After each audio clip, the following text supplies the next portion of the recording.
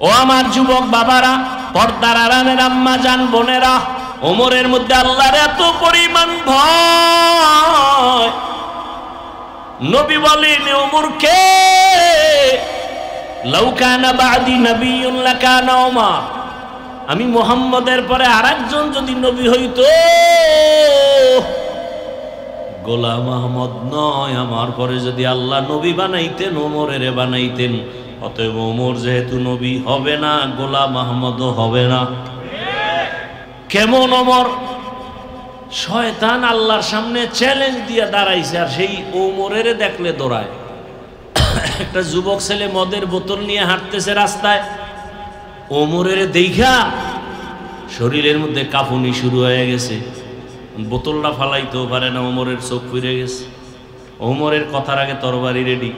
যুবক এই পরিমাণ ভয়, আসমানের দিয়ে তাকায়া অন্তর দিয়ে কয়, ও আল্লাহ, জীবনে মইরে গেল আর মদের বোতল নিমুন, আমার বাঁচাও। ওমর আসতেছে, কই যামু? ওমর তাই হাজির হয়ে গেল, ডাক দিয়ে, এই তোর বোতলটা দিক দে। আরো কাঁপতেছে, দে। ভয় পাও কেন? যুবক কাঁপতে কাঁপতে বোতলটা যখন হাতে দিল, ওমর তাকায় দেখে মদের বোতলের মধ্যে এক ফোঁটা মদও নাই, পুরা বোতলটা সাদা দুধে ভরা। ওমরে ফারুকের কত দাম! আম্মা জান আয়েশা রাদিয়াল্লাহু আনহা রহমতের নবীকে একদিন জিজ্ঞাসা করলেন, ইয়া রাসূলুল্লাহ, আপনার সাহাবাদের মধ্যে দামি কে? নবী বলে, আমার সাহাবায়ে কেরামের মধ্যে দামি, বড় দামি ওমর। মানে আম্মা জান ভাবছেন আমার আব্বার নাম কইব, নবী আবু বকরের নাম না কয়ে কে ওমর। নবী কয়, আয়েশা জানো নি ওমরের পাওয়ার কত? আকাশের দিকে তাকায় দেখো, আকাশের তারকাগুলো অগণিত, গুণা যায় না। আমার ওমরের আমলও তারকার মতো অগণিত। আম্মা জান এটা শুনবে কি? শুনতে চায় আমার আব্বার খবর কি? নবী তো ঘুরাই ফিরাই কই না। কত আর মহিলা ফ্যাডে কথা রাখবে, ফট করে বলে ফেললো, ইয়া রাসূলুল্লাহ, আমার আব্বার খবর কি? নবী বলেন, আবু বকর। বলে, হ্যাঁ। বলে, সে কথা তো আলাদা। সারা দুনিয়ার মুমিনের আমল যদি এক পাল্লায় দেওয়া হয়, আমার আবু বকরের আমলের পাল্লা ভারী হয়ে যাবে। মাঝে মাঝে ওমর কয়, ও আবু বকর, আপনার জীবনের কোনো আমল লাগবে না, দুইটা আমল আমারে দিয়া, আমি ওমরের আমল সব আপনি নিয়ে যান।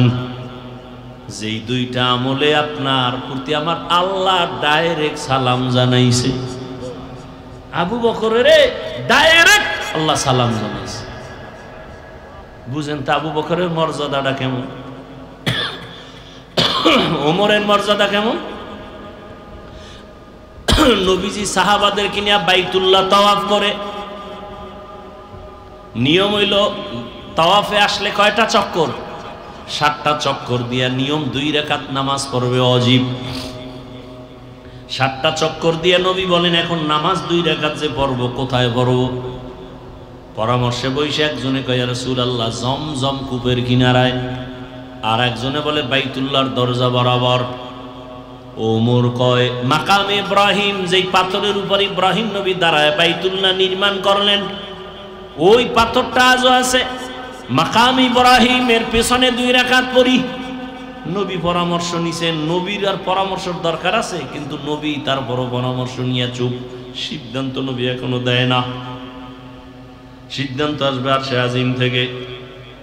জিবরাইল এসে হাজির, আয়াত নিয়ে বলে, ইয়া রাসূলুল্লাহ, আয়াত আল্লাহ দিয়া দিছে, আর বলছে ওমর যেটা কইছে আল্লাহ মাইনে নিছে, আপনাকেও মানতে বলছেন। এবার বুঝেন ওমরের পাওয়ার কত।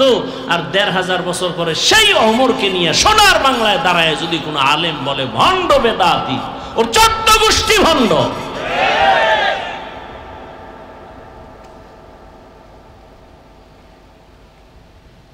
সাহাবাদের বিরুদ্ধে কথা বলে কত বড় বেয়াদব। সাহাবায়ে কেরামের বিরুদ্ধে যারা লেখবে আর বলবে, ইশারায় হোক ডাইরেক্ট হোক, এরা রসুলের দুশমন, কোরআনের দুশমন, ইসলামের দুশমন। আসতে বলেন কেন? সমস্যা, ব্যারাম, হিংসা না? আমার মধ্যে হিংসা। ভণ্ডদের বিরুদ্ধে কথা বলা সুন্নত, কোরআনের আইনে ফরজ।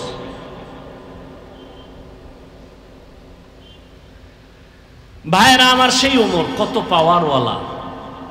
সেই ওমর ঈদের দিন সবাই আনন্দ করে, আর ওমর দরজা লাগায় কান্না করে। আবু হুরায়রা রাদিয়াল্লাহু আনহু বলেন, খলিফাতুল মুসলিমিন কাঁদেন কেন? বলে, আবু হুরায়রা ভাই কান্না করি, আনন্দ কি করব, পেরেশান। কেন? রোজা রাখলাম, কবুল হলো কিনা চিন্তা, জাহান্নাম থেকে মুক্তি পেলাম কিনা চিন্তা। ওমরে ফারুক রাদিয়াল্লাহু আনহু জাহান্নামের আযাবের ভয়ে কান্না করে করে গালে দাগ পড়ছে। রহমতের নবী বলেন, আমি একদিন আমার হুজরায় ঘুমাইতেছি আয়েশার রুমে। মসজিদ আর আয়েশার রুম একই, পাশাপাশি দেওয়াল। আমি মোহাম্মদ ঘুমাইলে আমার চোখ বন্ধ থাকে, কিন্তু আমার কলব ঘুমায় না। আমি ঘুমের মধ্যে ঢুকছি, ঠিক এমন সময় হঠাৎ করে কানের মধ্যে কান্নার আওয়াজ। আমার সজাগ হয়ে গেলাম। আমি বের হইয়া তাকায় দেখি কান্নার আওয়াজ আসতেছে কোথা থেকে। দেখি মসজিদের ভেতরে কান্নার আওয়াজ। আমি বের হইয়া তাকায় দেখি গভীর রাতে নামাজের মধ্যে কে কান্না করে। আমি ঘুমাইতে পারলাম না, নজর করে দেখি সাধারণ কেউ না, ঘরের মধ্যে কান্না করে মসজিদে আমার কলিজার সাহাবী আবু বকর। মায়ার নবী দাঁড়াইলেন, সালাম ফিরে আবু বকর বের হইয়া দেখে নবী দাঁড়ানো। ইয়া রাসূলুল্লাহ, কেমন আছেন? আলহামদুলিল্লাহ। আপনি নামাজে দাঁড়ায় কাঁদলেন কেন? আবু বকর বলেন, ইয়া রাসূলুল্লাহ, আল্লাহর কোরআনের একটা আয়াত আমাকে কান্না করাইয়া দিয়েছে। কি আয়াত? ইন্নাল্লাহা আশতারা মিনাল মুমিনিনা আনফুসাহুম ওয়া আমওয়ালাহুম বিআন্না লাহুমুল জান্নাহ। আল্লাহ বলছেন, মুমিনের জানমাল আমি আল্লাহ নিয়ে নিলাম, মুমিনের জান্নাত দিলাম। নবী বলেন, এটা তো খুশির কথা, কানলেন কেন? আবু বকর বলেন, ইয়া রাসূলুল্লাহ, আপনি জানেন আমি কাপড়ের দোকান দেই। আজকে আমার দোকানে এক মহিলার ছিল, বহুদিন আগে কাপড় নিয়ে ফিরাইয়া টাকা লয়ে গেছে। বিদায় বেলা মহিলাকে জিজ্ঞাসা করলাম, মা, আমার দোকানের কাপড় নিয়ে ফিরাই দিলেন কেন? মহিলা বলছিল, আবু বকর, বেয়াদবি মাফ করবেন, আপনার দোকানের কাপড় আমার পছন্দ হয় নাই। আমার ওই কথা মনে পড়ে কান্না, হাসরের ময়দানের কথা মনে পড়ে গেছে। ও নবী, আপনিই তো হাসরের কথা বলছেন, বড় কঠিন হালাত। আপনিই তো বয়ান করেছেন কিয়ামতের দিন সমস্ত নারী আর পুরুষগুলো উলঙ্গ দাঁড়াবে, সূর্য মাথার উপরে নেমে আসবে, সূর্যের গরমে জমিনটা তামা হয়ে যাবে। আর একদিকে জাহান্নামের চিৎকার, জাহান্নাম চিল্লায় বলবে, আল্লাহ বেনামাজি গুলো কই, গুনাহগার গুলো আমার পেটে দাও। ওদিকে আমার আল্লাহ রাগান্বিত আওয়াজ দিয়া বলবেন, লিমানিল মুলকুল ইয়াউম লিল্লাহিল ওয়াহিদিল কাহ্হার। ও নবী, আপনি তো বয়ান করছেন এমন হালাত হবে যে গুনাহগার গুলো মাথার মগজগুলো টাস টাস করে ফেটে যাবে। আল্লাহ পাক যখন একটা ধমকের আওয়াজ দিবেন, হাসরের ময়দানটা কেঁপে উঠবে, থর থর করে কাঁপতে থাকবে। নবীদের কোনো গুনাহ নাই, সেই নবীরাও কান্না শুরু করবেন। ঈসা নবী কাঁদবেন, মুসা নবী কাঁদবেন, ইব্রাহিম নবী, আদম নবী, নূহ নবী কান্না করবেন। সবাই কান্না করবে নিজের চিন্তায়। ও নবী, আপনিই তো বয়ান করছেন হাসরের ময়দানে সব উম্মতরা নবীদের কাছে গিয়াও কোনো সুযোগ পাবে না। আদম নবী তাড়ায় দিবেন নিজের চিন্তায়, উম্মতেরে তাড়ায় দিবেন। মুসা নবী নিজের ফিকির নিয়ে কাঁদবেন, উম্মতকে সুপারিশ করবেন না। এক পর্যায়ে আমার আল্লাহর আদালতে যখন দাঁড়ানো হবে, আমার আল্লাহ তখন রাগান্বিত আওয়াজ দিয়া মানুষকে ডাকবে, আসো, আমি আজকে তোমাদের আমলনামা ওজন দিয়া হিসাব নিব। আমলনামা ডান হাতে যাকে দিবে সে জান্নাতে যাবে। এক একজন নাম ধরিয়া যখন ডাকবে, আল্লাহ পাক যদি আমি আবু বকরকে ডাক দেয়, ও আবু বকর, আমার জান্নাত পাইয়া তুমি কি আমল নিয়ে আসছো বলো। আমি যদি আল্লাহর কাছে পেশ করি, হে আল্লাহ নামাজ নিয়ে আসছি, রোজা, তেলাওয়াত, সব আমল। ওই মহিলা বলছিল কাপড় ফিরাইয়া দেওয়ার কারণ পছন্দ হয় নাই। আমার মাওলা যদি বলে ফেলে, আবু বকর তোমার আমল নিয়ে জাহান্নামে যাও, আমার জান্নাত ফিরায় নিলাম। কেন? তুমি যে নামাজ পড়ছো, তুমি যে তেলাওয়াত করছো, আমার কাছে পছন্দ হয় নাই। যেইভাবে নামাজ পড়লে আমি খুশি হব, ওই নামাজ তুমি পড়ো নাই। যেইভাবে তেলাওয়াত করলে আমি আল্লাহ খুশি হব, ওই তেলাওয়াত তুমি করো নাই। তখন আমার হাতে জাহান্নামের হ্যান্ডকাপ লেগে যাবে। হাসরের ময়দানের ভয়ে ওমর কান্না করে, নবীও কান্না করে। হাদিসে পাকে একটা ঘটনা দেখলাম, কিয়ামতের ময়দানে একজন বান্দার ওজন যখন দেওয়া হবে আমল, একটা নেকের অভাব, এত নেক, শুধু একটা নেক যদি পায় সে এখনই জান্নাতে যাবে, কিন্তু একটা নেক নাই। আল্লাহ তখন বলবে, যাও তো হাসরের মাঠে ঘুরে দেখো তোমার আপন কে আছে, একটা নেক দিয়ে তোমাকে সাহায্য করবে। মা বাবা ভাই বোন সব পালায় যাবে, সব দূরে যাবে, কেউ দিবে না। লোকটা কানবে আর ঘুরবে, কে আছে আমার একটা নেক দাও। হঠাৎ করে একটা বুড়া মানুষ বলবে, এই দাঁড়াও, কি চাও? তাই একটা নেক। কেন? আমার জীবনের সব নেক ওজন দিয়ে একটা নেকের অভাব। বলে আমার কাছে একটা নেক আছে, আমার কাছে একটা নেক ছাড়া কিছু নেই, সব গুনাহ গুনাহ গুনাহ। তোমার আমি একটা নেক দিয়া দিলাম, কারণ একটা নেক দিয়ে আমি জান্নাত পাবো না, কিন্তু তোমারে দিলে যদি আমার মাওলা দয়া করে তোমারে জান্নাত দেয়, আমার দিলটা একটু শান্ত হয়ে যাবে। আমার নেকটা তো কাজে লাগাই দিলাম, তোমারে আমি একটা নেক দিয়ে দিলাম। বুড়া লোকটা দৌড়াইয়া যাবে, মালিক আমার একটা নেকের অভাব পূরণ হয়ে গেছে। আমার মাওলা জানবেন, তারপরও বলবেন। এই বিপদের সময় মাও আসে না, বোন বাবাও আসে না, ভাই আসে না, কেউ কাছে আসে না। বিপদের মধ্যে এই মুহূর্তে একটা নেক তোমারে কে দিয়া সাহায্য করলো, তারে ডাকো। ডাকার পর ওই বুড়া এসেও হাজির। এই তুমি আরে নেক দিছো? বলে হ্যাঁ দিছি। কেন? ও আল্লাহ আমার গুনাহ ছাড়া কিছুই নাই, আমার মাত্র একটা নেক, ওই নেকটা দিয়া তো আমি জান্নাত পাবো না। আমার ভাইকে দেওয়ার দ্বারা যদি জান্নাত পায়, আমার কলিজাটা ভরে যাবে। আমার একটা নেক তো কাজে লাগাইতে পারলাম। তোমার অন্তরে এত মায়ার মোহব্বত যখন আসছে, তোমার মায়া থেকে আমি মাওলার মায়া তো 99 গুণ বেশি। তুমি যখন এই বিপদে একটা নেক দিয়া তারে সাহায্য করে জান্নাতে পাঠাও, তুমি তৃপ্তি পাও। আমি মাওলা কত আদর করে বানাইছি তোমাকে, আমি মাওলা জাহান্নামে কেমনে দিব রে বান্দা। আমি মাওলাও মাহাব্বতের নজর দিয়া তোমাকেও জান্নাত দিয়ে দিলাম। ও আমার পর্দার আড়ালের মা বোনেরা, আপনার মতো কত মা কত বোন এখনো আছে, পর্দা করে, নামাজ পড়ে, স্বামীর মাল হেফাজত করে, মোবাইলে সময় নষ্ট করে না। আপনারা কেন পারবেন না? বৃদ্ধ বাবাজি আপনার মতো কত বুড়ারা মসজিদে গিয়া নামাজ পড়ে, আপনি কেন পারেন না? এখনো তওবা করেন ও মা বোনেরা।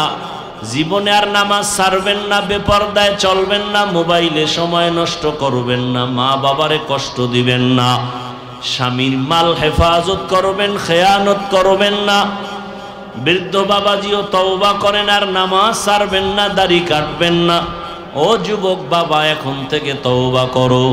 জীবনে কত নামাজ ছাড়লা, দাড়ি কাটলা, বেপরদায় চললা, মাওলাকে মনে মনে বলো আর তওবা করো। আর মা বাবার সাথে বেয়াদবি করবা না, শিক্ষকের বরদোয়া নিবা না, ওলামায়ে কেরামের দোয়া নিয়া, পরামর্শ নিয়া, নবীজির আদর্শ মেনে চলবা, নামাজ পড়বা, দাড়ি রাখবা, বেপরদায় চলবা না।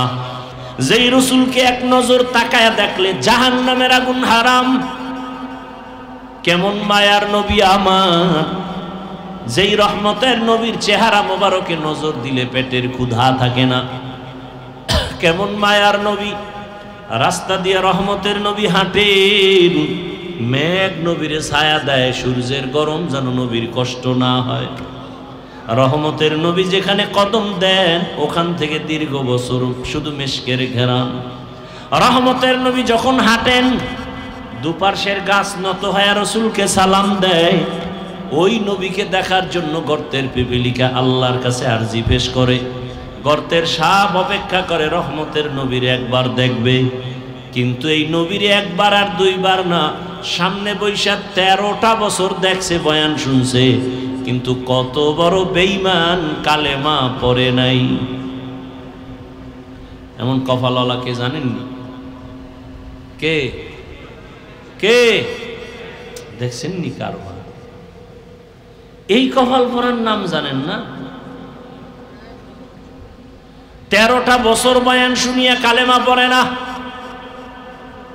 হাতের মুষ্টির মধ্যে পাথর নিয়ে, এই আব্দুল্লাহর ছেলে বলো আমার হাতে কি?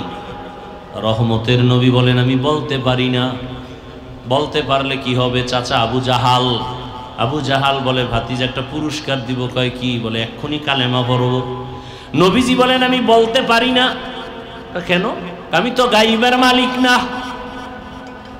গাইবের মালিক কে? তবে নবী বললেন হাতের মুষ্টিতে যা আসো একটু আওয়াজ দাও। নবী এ কথা বলা মাত্র আবু জাহিল্লার হাতের পাথরগুলো কালেমায় শাহাদাতের আওয়াজ দিল।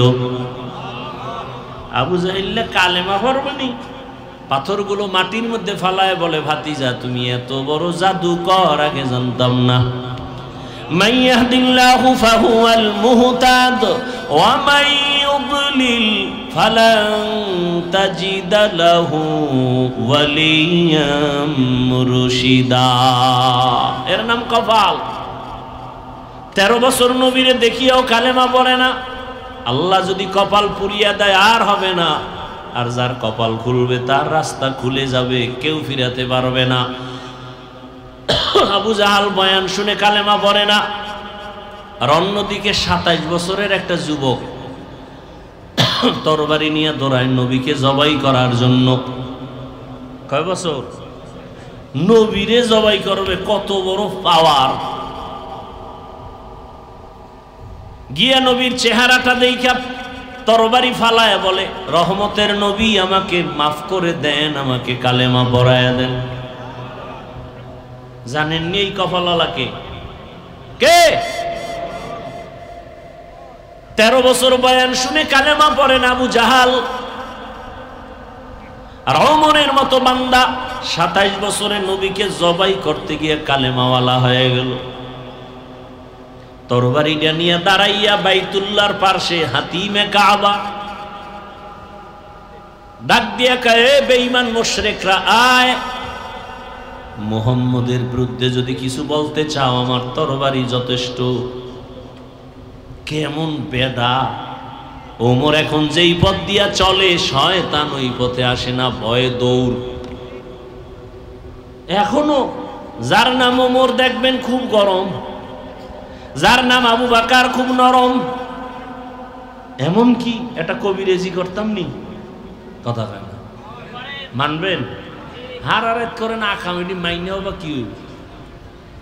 কেউ যদি অজু করে ঘুমাও, ঘুমের সময় আঙ্গুল শাহাদাত আঙ্গুল দিয়া বুকের উপরে এভাবে লেখবা ওমর, আইন মিম র আরবিতে। প্রতিদিন যদি আমলটা করিয়া ঘুমাও অজু সহকারে ওমর লেখা ঘুমাও, মৃত্যু পর্যন্ত স্বপ্নের কোনো দোষ হবে না। এবার বুঝো শয়তান কেমন ভয় পায়, খালি ওমর লেখা ঘুমাইব, শয়তান ওর দ্বারা এড়াইতে হবে। কেমন পাওয়া! 27 বছরের সন্তান, অর্ধ জাহানের খলিফা, আল্লাহর ভয় অন্তরে এই পরিমাণ আসছে। নবী কয় ওমর আপনি আমাকে কেমন ভালোবাসেন? ওমরে ফারুক রাদিয়াল্লাহু আনহু বলেন আমার সন্তান পরিবার থেকে আপনাকে বেশি মহব্বত করি বলে কামেল মুমিন হতে পারেন নাই। ওমর বলেন ইয়া রাসূলুল্লাহ তো কেমনে? জীবন থেকে বেশি। নবী বলতে দেরি, ওমর বলেন আল্লাহর জাতের কসম, আমি আমার জীবন থেকেও আপনাকে বেশি মহব্বত করি। নবী বললেন আপনি কামেল মুমিন হয়ে গেলেন। হযরত আলীকে জানো? যুবকরা খেয়াল করিও, আলী আলী রসুলের কি জামাই, বুঝলা? আগের সম্পর্ক কি? চাচাতো ভাই। 7 বছর বয়সে গিয়া রসুলের হাতে হাত লাগাইছে। কয় বছর? কেউ বলছেন 11, কেউ বলছেন 12, কেউ বলছেন 8, এর মাঝখানে নবীর হাতে হাত লাগাইছেন। এতদিন ছিল চাচাতো ভাই, এখন রসুলের সাহাবী, কিছুদিন পরে হবে রসুলের জামাতা। আলীর জন্য কলিজা দিয়ে নবী একটা দোয়া করে দিলেন, আনা দারুল হিকমা ওয়া আলিয়ুন বাবুহা, আমি হলাম ইলমের শহর, হিকমতের শহর, আর এই ইলমের ঘরের দরওয়াজা আমার আলী। আল্লাহ এই পরিমাণ জ্ঞান হযরত আলীকে দান করেছিলেন। সারা দুনিয়ার ছাত্রদেরকে আলী ডাক দিয়া কয়, মান আল্লামানি হারফান ইনশাআ বাআ ওয়া ইনশাআ আতাকা, একটা অক্ষর যে তোমারে শিখাইছে সে তোমার কেমন দামি জানোনি, চাইলে তোমারে গোলাম বানাইয়াও রাখতে পারবে, চাইলে তোমাকে বিক্রিও করে দিতে পারবে, সে তোমার একটা অক্ষরের শিক্ষক। আমি হাফিজুর রহমান এখানে বসে বয়ান করি, আমার আব্বা আম্মার দোয়া ছাড়া সম্ভব না। তবে এটাও সত্য, আমার আব্বা আম্মা দোয়া করছেন, আল্লাহ সম্মান দিছেন, তবে আমার আব্বা আম্মা আমাকে বয়ান শিখান নাই। আমারে হাতে দইরা দইরা বয়ান শিখাইছেন, দস্তখত দেওয়া শিখাইছেন আমার ওস্তাদ শিক্ষক। ঠিক নেই? তাহলে ওস্তাদের অবদান আছে না নাই? এই জন্য খবরদার, বেয়াদবি করলে ওস্তাদের সাথে জীবন শেষ। সারা দেশে দৌড়েই তো মাঝে মাঝে দেখি ল্যাংটা পাগল ইংলিশে কথা বলে, আরবিতে কথা বলে। আরে পাগল আবার আরবি কয় কেন? চিন্তা ভাবনা করে দেখছি, ছাত্র ছিল ভালো মাদ্রাসার, বেয়াদবি করার কারণে পাগল হয়ে গেছে। এরকম পাগল দুই একটা জীবনে দেখছেন? বেয়াদবি বড় মারাত্মক। আমি 2004 ইংরেজি সালে আমি দাওরা শেষ করছি, চাঁদপুর জানি। ক্লাসে একটা ছাত্র ছিল আমাদের, খুব ব্রেন, প্লেটের থেকেও বড়, ধারালো। এই ফেসবুকের যারা মুরিদ আছে আমাকে মাদ্রাসার লাইনের, নাম বললেই চিনে ফেলবে। নাম বলবো না, খেয়াল করো, বুঝাবার জন্য বলছি। ক্লাসে 1 নাম্বার। মাঝে মাঝে দেখতাম হুজুরদেরকে এমন প্রশ্ন করে আটকাই দিত, হুজুরেরা লজ্জায় মা বাবার সাথে মাঝে মাঝে এমন বেয়াদবি করতো। মা বাবায় দেখছি আমগো সামনে বয়ে মোনাজাত দিয়ে বরদোয়া করছে, খোদায় ধাক্কাইয়া দেওবন্দে লয়ে গেছে। কাসিমি হইয়া এরপর সোনার বাংলায় আইছে। কাসিমি হইয়া আসার পরে এখন যে মাদ্রাসায় যায় 1 মাসের বেশি টিকে না। কয়েক মাস আগে খবর পাইলাম এক জায়গায় মানুষে মাইরও দিছে বেয়াদবি করার কারণে। খালি আলেমের বিরুদ্ধে, খালি আলেমের বিরুদ্ধে, খালি আলেমের বিরুদ্ধে লেখতেই থাকে। আমি সারা বাংলাদেশে বলি, যারা আলেমদের বিরুদ্ধে লেখে বা বলে ওরা মা বাবার অভিশপ্ত সন্তান, বেয়াদব। ওর উপরে আল্লাহর লানত, ওর জীবন শেষ, মরার আগেও শেষ। দলিল নিবি? ছাত্ররা দলিল নে। ক্বালা রাসূলুল্লাহ সাল্লাল্লাহু আলাইহি ওয়া আলিহি ওয়া সাল্লাম, ইসনানে ইউআজ্জিলুহুমাল্লাহু ফিদ দুনিয়া, আল বাগিয়ু ওয়া উকুকুল ওয়ালিদাইন। জুলুম করলে বিচার হবে মরার আগে। মায়ের সাথে জুলুম, বাবার সাথে জুলুম, শিক্ষকের সাথে জুলুম, বড়দের সাথে জুলুম, আলেমদের সাথে জুলুম। জুলুমের ব্যাখ্যা দিতে গেলে রাত পার। একজনাকে একটা কথা বইলে কষ্ট দিছে, এটাও জুলুম। একজনের ইজ্জত নষ্ট করছে, এটাও জুলুম। জালেমের বিচার মরার আগে হবে। চোখের সামনে আল্লাহ দেখাইতেছে, বুঝি না আমরা বোকা। বিচার হইতেছে কিন্তু বুঝি না। বাচ্চা মানুষ, কোনো গুনাহ আছে? ঘরের বাচ্চা আপনাদের আছে? তোর পাও ভাঙছে গা,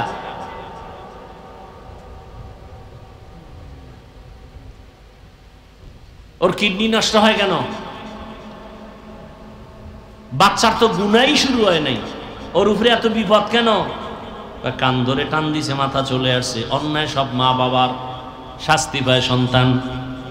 সন্তানকে দিয়ে আল্লাহ বুঝায় মা বাবারে, কত ধানে কত চাল বুঝাল।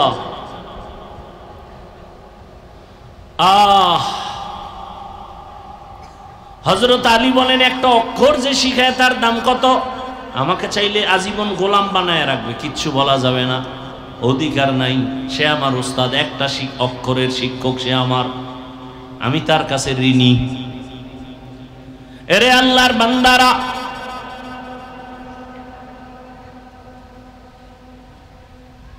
স্কুলে পড়ে কলেজে পড়ে এমন আল্লাহর বান্দারা 5 ওয়াক্ত নামাজি নাই। অশেষ, তোমার জীবনের এটাই যথেষ্ট। যদি কপাল খুলে নিজের বিবেকটাকে জিজ্ঞাসা করো, তোমার মতো যুবক যদি জেনারেল লাইনে তাইকে স্কুল কলেজে পড়ে নামাজ পড়ে, তুমি কেন পারো না রে বাবা?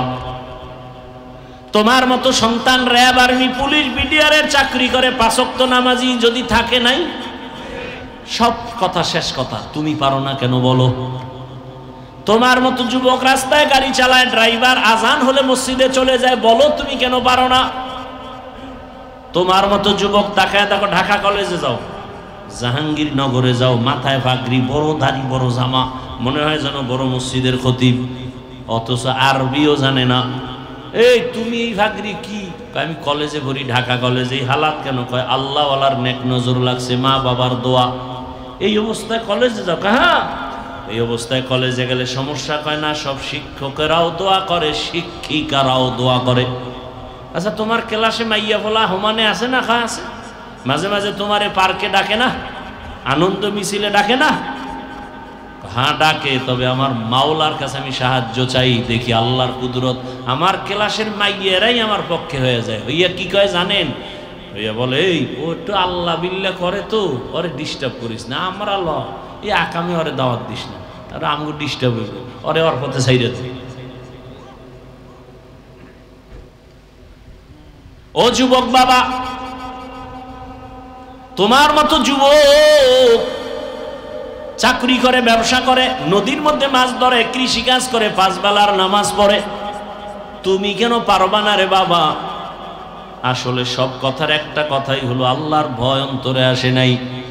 हर के दारत खौफे हकदार दिल मदम जन्नतुल मअवा देहद ओ रामकाम। আল্লাহর ভয় তাকওয়া কত দামি। ও যুবক বাবারা, আমি কিন্তু এখানে এতক্ষণ যে বয়ান করতেছি, বুঝতেছেন আমার কত কষ্ট হইতেছে।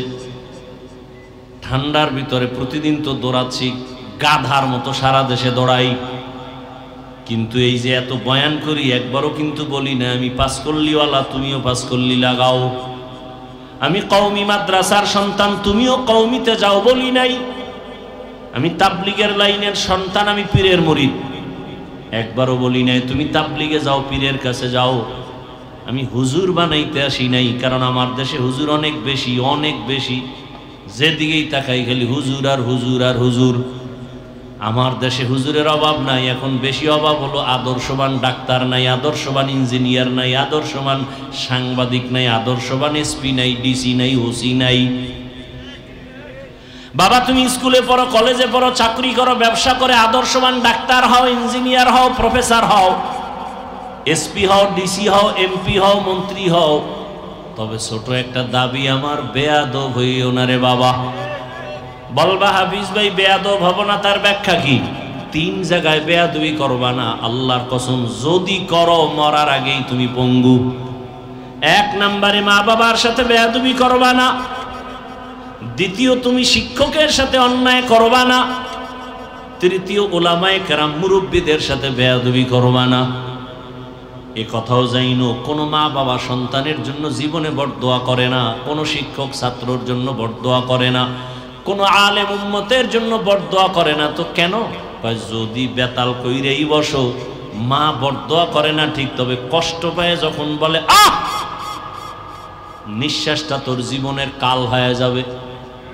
শিক্ষক যদি কষ্ট পায়, একটা নিঃশ্বাস ফালায়, ছাত্রের জীবন শেষ। দুনিয়ার রাষ্ট্র পুরাটা চালাইছেন, পুরা দুনিয়া, সুলাইমান নবী, জানেন ঘটনা কোরআন শরীফে আছে। মিশরের অর্থমন্ত্রী ছিলেন ইউসুফ নবী, জানেন ঘটনা কোরআনে আছে। রসুল মদিনার রাষ্ট্র চালাইছেন জানেন? বলেন, সত্য কথা বলেন। আবু বকর রাষ্ট্র চালাইছেন, ওমরে ফারুক রাষ্ট্র চালাইছেন, ওসমান রাদিয়াল্লাহু আনহু চালাইছেন, হযরত আলী চালাইছেন। কেন বলেন ইসলামে রাজনীতি নাই? কি বুঝাতে চান?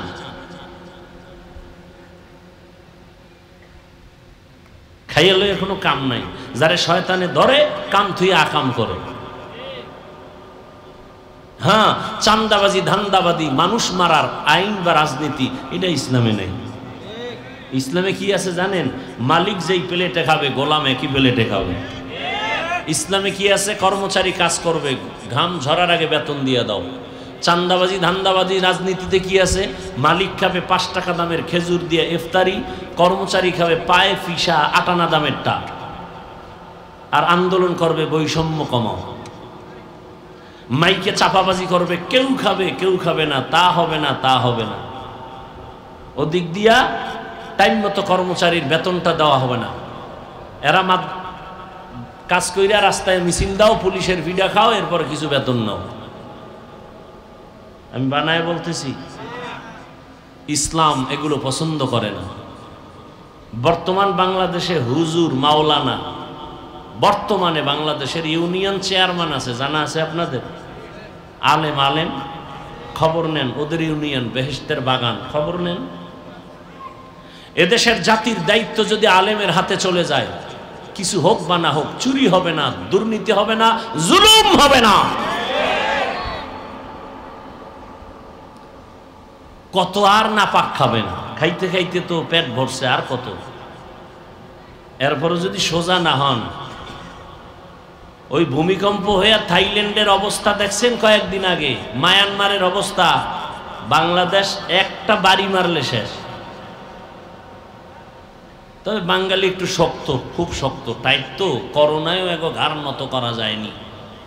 গোটা দুনিয়া নত হয়ে গেছে, বাঙালি নত হয় নাই। আগের সুদ করে এখনো সুদ খায়, আগের ঘুষখোর এখনো ঘুষ খায়। ট্রিপল মাস্ক লাগাইছে, মরবে না। বাবারে করোনায় ধরছে, কাছে যায় না, মরার ভয়ে। আর সেই সময়ের শত শত করোনার লাশ হুজুরেরা কাঁধে নিয়া জানাজা পড়াইলো, গোসল করায় কবরে রাখলো, একজন হুজুরেও মরে নাই। আর এই হুজুর হলো সমাজের খারাপ। অথচ আমি বলি, এই জাতির নিরেট একমাত্র কলিজার আপন বন্ধু ওলামায়ে কেরাম সারা আর কেউ না। সব চান্দাবাজ আর ধান্দাবাজ।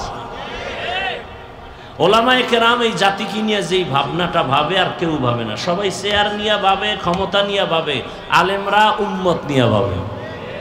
আলেমরা নিজের চেয়ার নিয়ে ভাবে না। দূর, অজে দাওয়াত দাও না দাও টেনশন নাই, ইমামতি থাক না থাক টেনশন নাই, জালেমের বিরুদ্ধে আন্দোলন হবে, ময়দানে আমরা রেডি।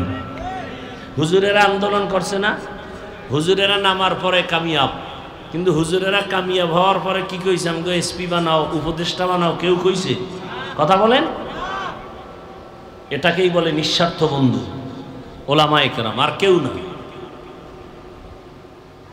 এই জাতিকে আলেমরা যা দিছে, কই দিছে? আমগোটা না খায়। হ্যাঁ, বয়ান শুনবেন কিছুক্ষণ, খারাপ লাগতেছে? এই কথাটা বললেই আমি ওদিকে ঢুকতেছি। আমাকে সত্য কথা বলেন, সরকারি চাকরি যারা করে বা বেসরকারি, প্রতিদিনের ডিউটি কত ঘন্টা বলেন? সর্বনিম্ন বেতন কত? দেখছেন নি অবস্থা? মানে নাপাক খাইতে খাইতে যে টেবিলের তলে আবার খাইতেছে না, বয়ে বয়ে মিলাই ফেলাইছে। কত যে পায় সরকার থেকে উস নেই। ও টেবিলেরটা খাইতে খাইতে কুত্তার মতো জিব্বা বের হয়ে গেছে। এখন যে বেতন কত এটার খবরই নেই। ডিউটি কয় ঘন্টা বলেন? বেতন কত নিম্নে? 20,000। আচ্ছা, কাইল এক জায়গায় জিগেছি, কইছে 12,000। মানে হ্যাঁ আন্দাজে কইছে, তা 20,000 ধরেন। ডিউটি কয় ঘন্টা বলেন? 8 ঘন্টা। আহ, জাতির কপাল কত খারাপ। এই 20,000 টাকা কন্টাকে 8 ঘন্টা ডিউটি নিয়েও ঠিক মতো 8 ঘন্টা ডিউটি করে না। ও জাতি, তুমি সরকারের কন্টাকে যদি 8 ঘন্টা ডিউটি করে 20,000 নাও, তুমি 1 ঘন্টার টাইম যদি পাস করে আসো, তোমার 1 ঘন্টার বেতন হারাম। হারাম।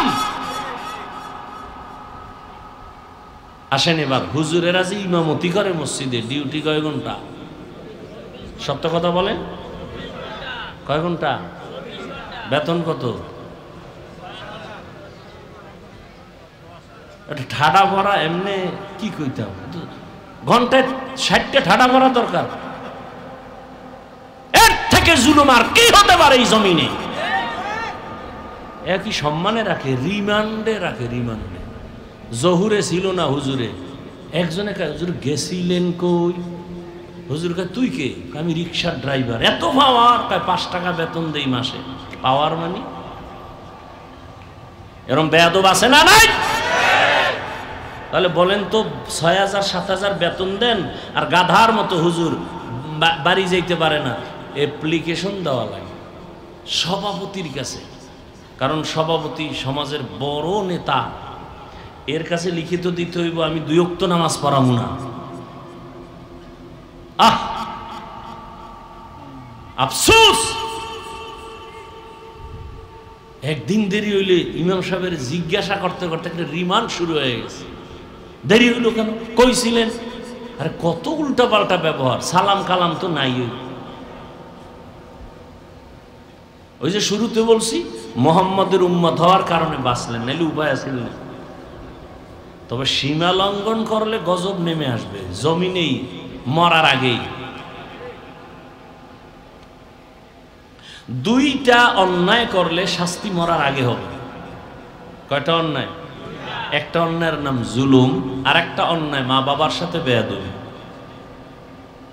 জুলুম 3 প্রকার: আল্লাহর সাথে জুলুম, নিজের সাথে জুলুম, অন্যের সাথে জুলুম। আল্লাহর সাথে জুলুমের নাম শিরিক। এই জুলুম করলে বিচারটা দুনিয়াতেই হবে, মরার আগে। আল্লাহ আমাদের সব ভাইকে হেদায়াত দান করুন। কোন কথার দিয়ে এখানে ঢুকছি মনে আছে? নাই, শেষ। প্রত্যেকটা মুসল্লির জন্য ইমাম হলো দায়িত্বশীল। কমিটির দায়িত্ব শুধু মসজিদ মেরামত করার, মুসল্লিদের কোনো দায়িত্ব কমিটির উপরে নাই। ইমামের দায়িত্ব কমিটির উপরে নাই। কমিটি শুধু দায়িত্ব পালন করবে মুসল্লিরা যেন নামাজে কষ্ট না পায়। এসি সাইরা দাও, ফ্যান সাইরা দাও, জায়গা যদি বাড়ানো লাগে বাড়াও। একথা বলা যাবে না, এই মসজিদ আটকায় তুমি এসি বন্ধ করবো, বাইরেও। মসজিদ কার ঘর? আপনি বাধা দেন কেন? এই সব কিছুর মূলে একটা মেডিসিনের অভাব। এই জন্য বয়ান শুনি ঠিক, কামে লাগাই না। সেই মেডিসিনের নাম তাকওয়া। ইয়া আইয়ুহাল্লাযীনা আমানুত্তাকুল্লাহ, আল্লাহ তাআলা বলেন, ও মুমিন, আল্লাহকে ভয় করো। কাকে? আল্লাহকে ভয় করো। কেমন ভয়? ভয় করার মতো ভয় করো, হক আদায় করে। সাহাবায়ে কেরাম চিন্তায় পড়ে গেলেন, ইয়া রাসূলুল্লাহ, আল্লাহ যত বড়, ওই পরিমাণ ভয় আমরা তো হক আদায় করে পারবো না, কোনো বান্দাই পারবে না। নবীও পেরেশান, সাথে সাথে জিবরাইল হাজির। নবীকে গিয়া সান্ত্বনার বাণী শোনায় দাও, সাধ্যমতো ভয় করলে হবে, আমার হক আদায় করে ভয় করার কোনো প্রয়োজন হবে না। সাধ্যমতো ভয় করো, ইত্তাকিল্লাহ মাস্তাতাতুম, সাধ্যমতো আল্লাহকে ভয় করো। এখানে আপনারা যারা হাজির হয়েছেন, আমি যদি জিজ্ঞাসা করি আপনারা কারা কারা আল্লাহকে ভয় করেন, এখানে প্রত্যেকটা মানুষ দোনো হাত উঠায় দিবে, দিবে না? কিছু চালাক পারলে পাও আলগি দিয়ে দিবে, বলবে আমরা 4 রাত পায় আল্লাহরে ভয় করি, হুজুর্গ থেকে বেশি ভয় করি। অথচ নামাজ নাই, রোজা নাই, তেলাওয়াত নাই, সুদ খায়, ঘুষ খায়। যে নামাজ পড়ে না সেও বলে আল্লাহকে ভয় করি, পর্দা করে না বলে আল্লাহকে ভয় করি, হারাম খায় বলে আল্লাহকে ভয় করি। আসলে আমি নামাজ পড়িয়াও বলি ভয় করি, রোজা রাখিয়াও বলি ভয় করি। আসলে আল্লাহর ভয় কি জিনিস এখনো পর্যন্ত তার হাকিকত আমাদের সামনে আসে নাই। একটা সন্তান মা বাবাকে ভয় করে, তার প্রমাণ কোন সন্তান মা বাবার সামনে অন্যায় করে না বেতের বাড়ির ভয়। একটা ছাত্র শিক্ষকের ভয় করে, প্রমাণ বেতের বাড়ির কারণে ভয়ে অন্যায় করে না। ঠিক এই জমিনের মধ্যে যেই বান্দা বান্দি আমার আল্লাহকে ভয় করবেন, ওই বান্দা বান্দি আল্লাহর আযাবের ভয়ে কখনো গুনাহ করবে না। হর কে দারত খৌফে হকদার দিল মদম জন্নতুল মাওয়া দেহদ ও রাম কাম জুজবা হক চি জে মখাজ ইনসুজা ফজলে উআ মস্তে দর জুমলা জাহা। আপনারা কি এখন ঘুমাবেন? কেউ মোবাইল আবিষ্কারের পরে রাতে কেউ ঘুমায়? বোকারা ঘুমায়, বোকা। বুদ্ধিমান ঘুমায় না।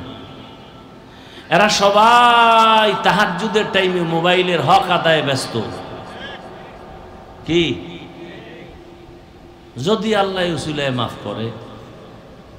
সেদিন এক চোরার ঘরের চোরা এসে ছবি তুলতে আমার সামনে, এই হাতটা ঘাড়ের উপর দিয়ে হুজুর এদিক, যদি আল্লাহ উসিলায় মাফ করে। আমনে গো কি কম, আমগো জাতি ভাই গো যেই রোগে পাইছে, ছবি ছবি ছবি ছবি, শুধু শুধু আকাম, বিনা কারণে এমনি ছবি এমনি ছবি, কবিরা গুনাহ কবিরা গুনাহ কবিরা গুনাহ। বইছেন বেহেশতের বাগানে, করতেছেন কবিরা গুনাহ। সান কপাল না হইলে এটা সম্ভব। जिंदगी में बंदगी तू करना है, जिंदगी में बंदगी तू करना है, जिंदगी बे बंदगी शर्मिंदा है, जिंदगी बे बंदगी शर्मिंदा है। दुनिया में हो दुनिया का तलबगार न हो, बाजार से गुजर हो खरीदार न हो। ये दुनिया एक मिसले कागज़ फूल है, ये दुनिया एक मिसले कागज़ फूल है, जिंदगी में बंदगी तू करना है, जिंदगी बे बंदगी शर्मिंदा है, जिंदगी बे बंदगी शर्मिंदा है। जिंदगी में बंदगी कुन बंदगी, बंदगी बे जिंदगी शर्मिंदगी। আল্লাহর ভয় যার অন্তরে থাকবে জীবন যাবে গুনাহ করবে না। আর এই ভয় বা তাকওয়া এটা জন্ম থেকে কেউ পায় না, দুনিয়াতে আসার পরে এটা অর্জন করতে হয়। কোথা থেকে তাকওয়া নিবেন? বলে তাকওয়ার গোডাউন আছে, লিকুল্লি শাইইন ওয়া কুলুবুল আরিফিন। প্রত্যেকটা ভালো জিনিস থাকার বা রাখার গোডাউন। তাকওয়ার গোডাউন হলো আল্লাহর প্রিয় বান্দাদের কলব। এদের সাথে সম্পর্ক যখন হবে, নজর লাগবে, তো তাকওয়ার পাওয়ার বেড়ে যাবে।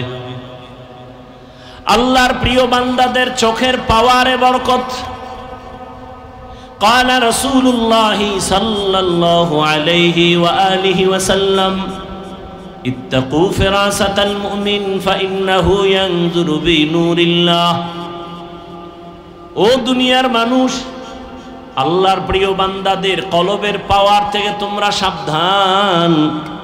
এরা অনেক কিছু দেখেন, তুমি দেখো না, চামড়ার চোখ দিয়া দেখে না, আল্লাহর দেওয়া নূরের আলো দিয়া তারা দেখেন।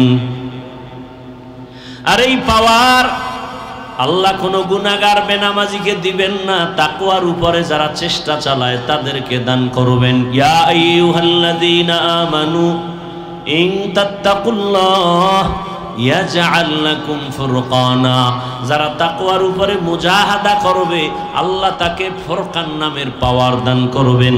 মা মা'নাল ফুরকান হুয়া নূরুম মিন ইলাহি, ফুরকান মানে আল্লাহর দেওয়া একটা বিশেষ পাওয়ার, হলো নূরের একটা আলো।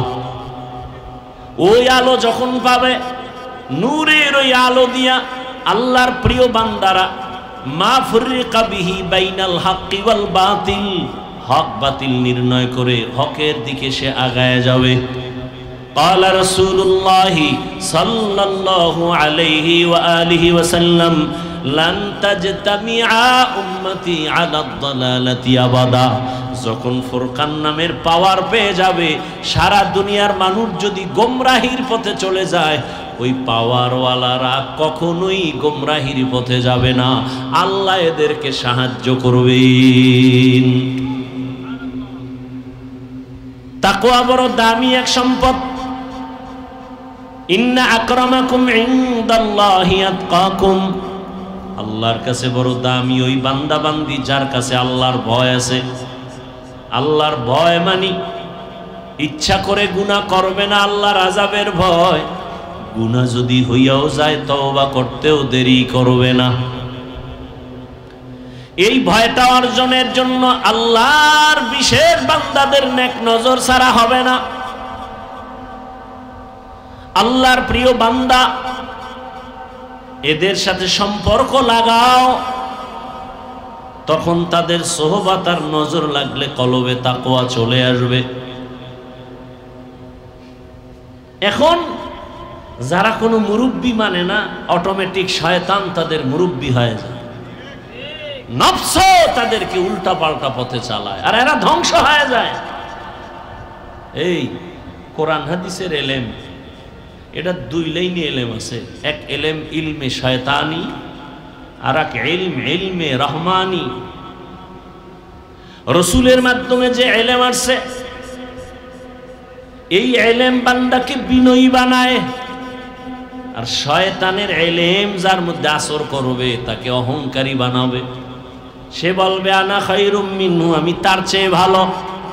আর মদিনার ইলম যাদের মধ্যে থাকবে সে বলবে আল্লাহুম্মা জাআলনি ফি আইনি সাগীরান ওয়া ফি আইনিন নাসি কাবীরা। ও দয়ার মালিক, আমাকে তুমি আমার নজরে ছোট বানায় দাও, উম্মতের নজরে আমার মর্যাদা বাড়ায় দাও। রহমতের নবী পর্যন্ত কতটা বিনয়ী, এত পাওয়ার রহমতের নবীর, কিন্তু নবী কোনদিন ভাব আর অহংকারী দেখান না।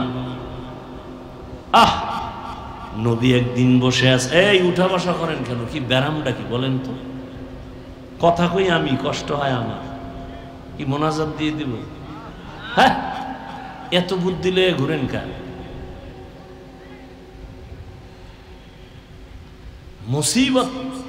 ওই যে নফসরে মুরব্বী বানাইছে, তো মনে কইছে বইছে, এখন নফসে কইছে উঠে গেছে।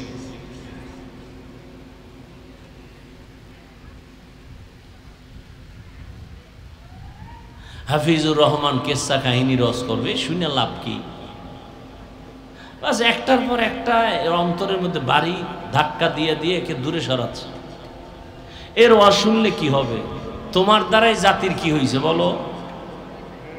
ওই বেটা, চরমনাইয়ের দ্বারা দেশে কি হবে? তোর দ্বারা কি হয়েছে? তাবলীগের দ্বারা কি হবে? তোমার দ্বারা কি হয়েছে বলো? চরমনাইয়ের কারণে বরগুনার ফিসাবের কারণে আমার দাদা ভিন্ন লাইন থেকে দিনের পথে, আমার বাবা দিনের পথে, আমরা তিন ভাই আলেম হইছি। অবদান তো চরমনাইয়ের সোহবত। চরমনের কারণে, তাবলিগের কারণে, কওমির কারণে, দেওবন্দীদের কারণে লক্ষ কোটি জেনারেল লাইনের চোর ডাকাত মদিনার পাগল হয়েছে। আসতে বলেন কেন? ইমান দুর্বল না? একটা লোক দাঁড়ায় বলেন চরমনের দ্বারা কি কি ক্ষতি হয়েছে এই দেশে ইসলামের, বলেন বলেন না, সব গেছে গিয়া বাহাদুরি। চরমনের কারণে এই দেশ ইসলামের কি ক্ষতি হয়েছে আমাকে একজনে দাঁড়ায় বলেন। আমি এখন থেকে বিরোধিতা শুরু করবো, একজনে বলেন দাঁড়ায়। তাবলিগের কারণে ইসলাম ও মুসলমানের কি কি ক্ষতি হয়েছে বলেন। হয়েছে? ভাই সত্য কথা বলেন না কেন? কওমি মাদ্রাসার কারণে কিছু বলেন, বিরোধিতা করেন কেন? কি সমস্যা কি? চরমনের বিরোধিতা কেন? উজানির বিরোধিতা কেন? তাবলিগের বিরোধিতা কেন? দেওবন্দি কওমির বিরোধিতা কেন? তাদের দ্বারা কি হয়েছে? আপনার দ্বারা কি হয়েছে? আল্লাহ আপনাকে কি এই বিরোধিতা করার জন্য পাঠাইছে? আপনার আর কাম নাই খাইয়া লইয়া? আল্লাহ হেদায়াত দান করুন। ও আমার যুবক বাবারা, পর্দার আড়ালের আম্মা জান বোনেরা, বৃদ্ধ বাবাজি, এত বয়ান চলতেছে প্রতিদিন, দিন নাই রাত নাই বয়ান আর বয়ান, তাবলিগওয়ালাদের বয়ান, পীর মাশায়েখের বয়ান, বক্তাদের বয়ান, জুমার খতিবের বয়ান। এরপরেও কেন আমলের খাতা শূন্য? এত লোক হজের প্যান্ডেলে, ফজরে কেন মসজিদে মুসল্লি নাই? এরা সব শ্রীনগর থেকে আসছে না? সব হেন গেলে ফজরে কইবে এই মানুষ। এই মানুষগুলো এই এলাকায় থাকে, ফজরে কেন মাঝে মাঝে ইমাম আর মুয়াজ্জিন ছাড়া কেউ নেই। আবার কিছু নষ্ট মানুষ আছে, বিল্ডিং এর মালিক, ভাড়াটিয়ারা চায় ফজরের সময় মসজিদ গিয়া নামাজ আদায় করবে, মালিক গেট খোলার চাবি দেয় না। তোর বিল্ডিং এ আগুন লাগবে না, কাঠটা লাগবে কহ?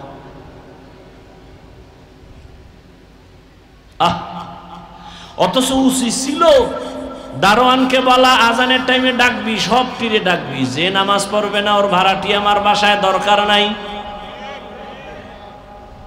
ওই বাসাওয়ালারা নিজের বাথরুমে ওয়াশরুমে পানি অল টাইম, ভাড়াটিয়া কেন পানিতে কষ্ট পায়? এই জুলুম চলেনি? জুলুমের বিচার মরার পরে না আগে? হ্যাঁ, রেডিও ভাইরা আমার, সব কথার মূল পয়েন্ট হলো তাকওয়া নাই, আল্লাহর ভয় নাই। আর আল্লাহর ভয় যার অন্তরে আসবে তার কপাল খুলে যাবে।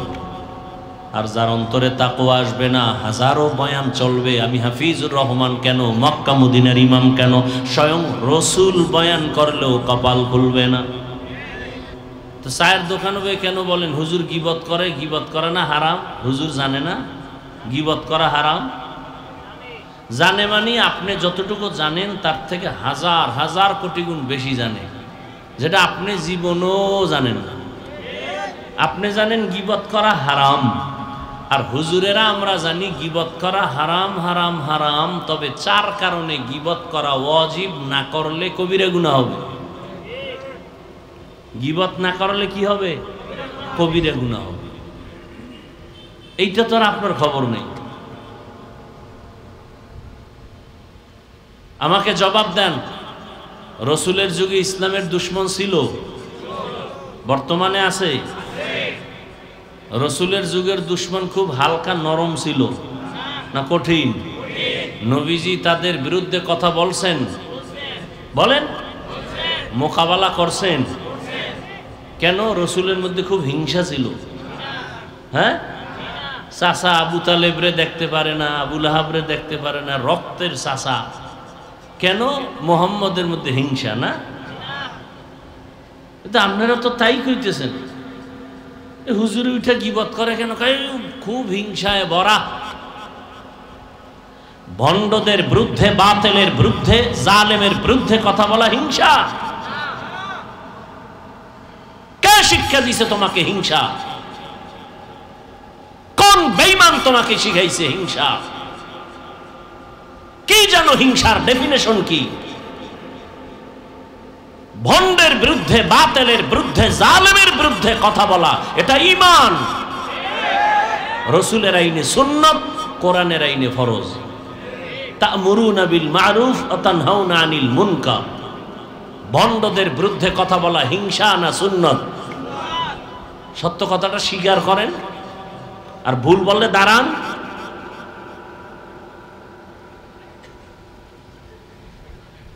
ইসলামের নাম নিয়ে যদি কেউ জাতিকে ধোঁকা দেয়, তার নাম নিয়ে জাতিকে সতর্ক করা উলামায়ে আহলে হকের উপরে ওয়াজিব। এটা নাম নিয়ে বললে হবে গীবত, এই গীবতে সওয়াব হবে। এই গীবত যদি হক্কানি উলামায়ে কেরাম না করেন কবিরা গুনাহ হবে।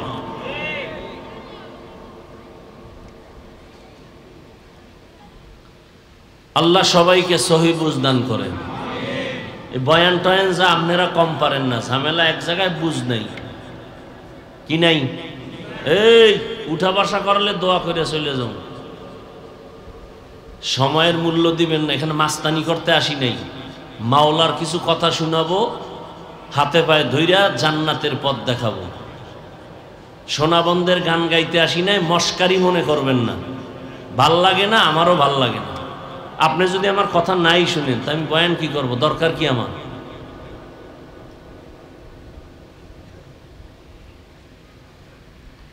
আল্লাহ হেদায়াত দান করুন। কি কথা বলতেছিলাম ভুলে গেছি।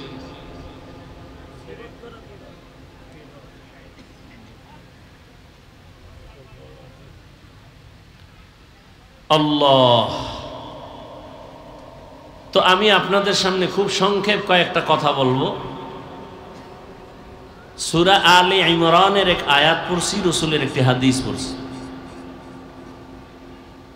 সহি নিয়তে, সহি তরিকায়, সহি কিছু কথা কোরআন সুন্নাহর আলোকে আমাকে বলার মতো, আপনাদেরকে শুনবার মতো তৌফিক দান করেন। আমি এমন কোনো বয়ান করব না যা আপনারা জানেন না। অনেকে বলে জানি না। কি জানেন না বলেন তো? মিথ্যা বলা হালাল না হারাম? কেন বলেন জানি না? গালি দেওয়া হারাম, গান শোনা হারাম, নাচ দেখা হারাম, সুদ খাওয়া হারাম, ঘুষ খাওয়া হারাম, জুলুম করা হারাম, মা বাবার সাথে বেয়াদবি হারাম, আলেমের সাথে বেয়াদবি হারাম, গান শোনা হারাম, কারো উপরে হামলা করা হারাম, মানুষের ক্ষতি করা হারাম, কষ্ট দেওয়া হারাম। কি জানেন না বলেন তো? 5 ওয়াক্ত নামাজ পড়া প্রতিদিন ফরজ, বছরে একবার রোজা রাখা ফরজ, বছরে একবার ধনীরা যাকাত দিবে ফরজ, জীবনে একবার হজ করবে ধনী ফরজ, মা বাবার খেদমত করবে ফরজ। কি জানেন না? সব জানেন, কিন্তু বুঝ হয় নাই। বুঝ এখন হয় নাই, বুঝের অভাব। আমার বুঝ কি টুপি দিলেই শান্তি, আপনার বুঝ কি টুপি দিলে এক অশান্তি। বুঝ যখন বুঝটা ঠিক হয়ে যাবে তখন আপনি কলেজে ভরলেও টুপি মাথায়। কথা বলেন না কেন? আপনি র্যাব, আর্মি, পুলিশ, বিডিআর এর চাকরি করিও অনেক বড় দাড়ি, ঝামেলা বুঝ। আপনার বুঝ নেই। আমার বুঝ কি দাড়ি রাখলে শান্তি, আপনার বুঝ আসছে দাড়ি না রাখলে শান্তি। আমার বুঝ পর্দার মধ্যে শান্তি, আপনার বুঝ পর্দা না করলে শান্তি। বুঝ, এই বুঝ ঠিক করার জন্যই যত বয়ান। ফিডাফিডির কায়দা নাই, গালি দেওয়ার অনুমতি নাই, বেতের বাড়ি দেওয়ার অনুমতি নাই। অনুমতি আছে খালি বুঝাও, বুঝ ঠিক করো, বুঝাও বুঝাও, ঠান্ডা মেজাজে বুঝাও। এই বুঝাইতেছে, তাবলীগওয়ালারাও বুঝায়, পীর সাহেবরাও বুঝায়, জুমার খতিবরা বুঝায়, আমরা বক্তারাও বুঝাই। এই তো আর কাজ কি? একদিন বুঝ ঠিক হয়ে যাবে। আজকে দাড়ি রাখতে ভাল লাগে না, বুঝ ঠিক হয়ে গেলে দাড়ি আর কাটতে ভাল লাগবে না। বুঝ সব থেকে বুঝ, সমস্যা বুঝের মধ্যে। একজনে বুঝ হারাম খাইলে শান্তি, এই জন্য ভাত খাওয়ার পরেও মদ পান করে, খাইয়াই অর্ধ উলঙ্গ হইয়া বৌরে মা কয়।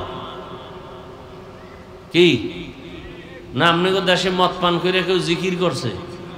হ্যাঁ, মদ পান করার পরেই ছেলেকে মেয়েকে বউকে ভেদাভেদ থাকে না, ওর দুলাঙ্গ হয়ে যায় আর কয় গোটা দেশ এখন আমি চালাই। তো বউ কয় ঘরে তো খাওন দাওন নাই, এটা তো বোতলের দোষ, আমার কি?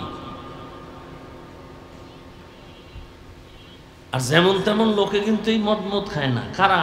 যত বড় ভিআইপি তত বড় মদখোর, যত বড় ভিআইপি পারসন তত বড় ভিআইপি সুদখোর। স্যার দুই একটা টান না দিলে কি আপনার ওয়েট থাকে? এই জন্য বড় বড় হাই পাওয়ারের হোটেলগুলোতে ফ্রি মদ। আল্লাহ হেদায়াত দান করুন। বাংলাদেশটা তো আরো আগে গজব পইরা ধ্বংস হওয়ার কথা ছিল, হয় না কেন? এই মোবাইলওয়ালাদের কারণে। এরা সারা রাত মোবাইলের হক আদায় করে, ঘরে ঘরে জেনা জেনা জেনা, রুমে রুমে জেনা, চোখের জেনা, কানের জেনা, জবানের জেনা, অন্তরের জেনা। ঠিক নেই? এ দেশে মাদ্রাসা আলেম ওলামাদের চোখের পানিতে এখনো টিকে আছে। এক নাম্বার। দুই, যেই পরিমাণ জেনা চলে প্রত্যেকটা ঘরের রুমে, ছেলে এক রুমে ঘুমায় মোবাইলে জেনা, মেয়ে আর এক রুমে মোবাইলে জেনা, বাবা এক রুমে মোবাইলে জেনা, স্ত্রী আর এক রুমে মোবাইলে জেনা। এই পরিমাণ আকাম চলে মোবাইলে যে আল্লাহ বেজার হইয়া এদেরকে ঠাডা দিয়া ঘুমের মধ্যে সব শেষ করার দরকার ছিল। মুহাম্মদের উম্মত হওয়ার কারণে আল্লাহ এখনো ধরেন নাই।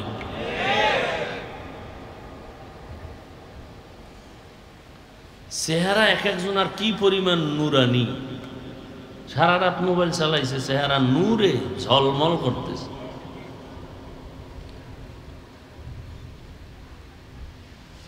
হায় হায় হায় হায়। ইয়া আইয়ুহাল্লাযীনা আমানুত্তাকুল্লাহা হাক্কা তুকাতিহ, ও দুনিয়ার মুমিন তোমরা তাকওয়া অর্জন করো, আল্লাহকে ভয় করো, ভয় করার মতো হক আদায় করে।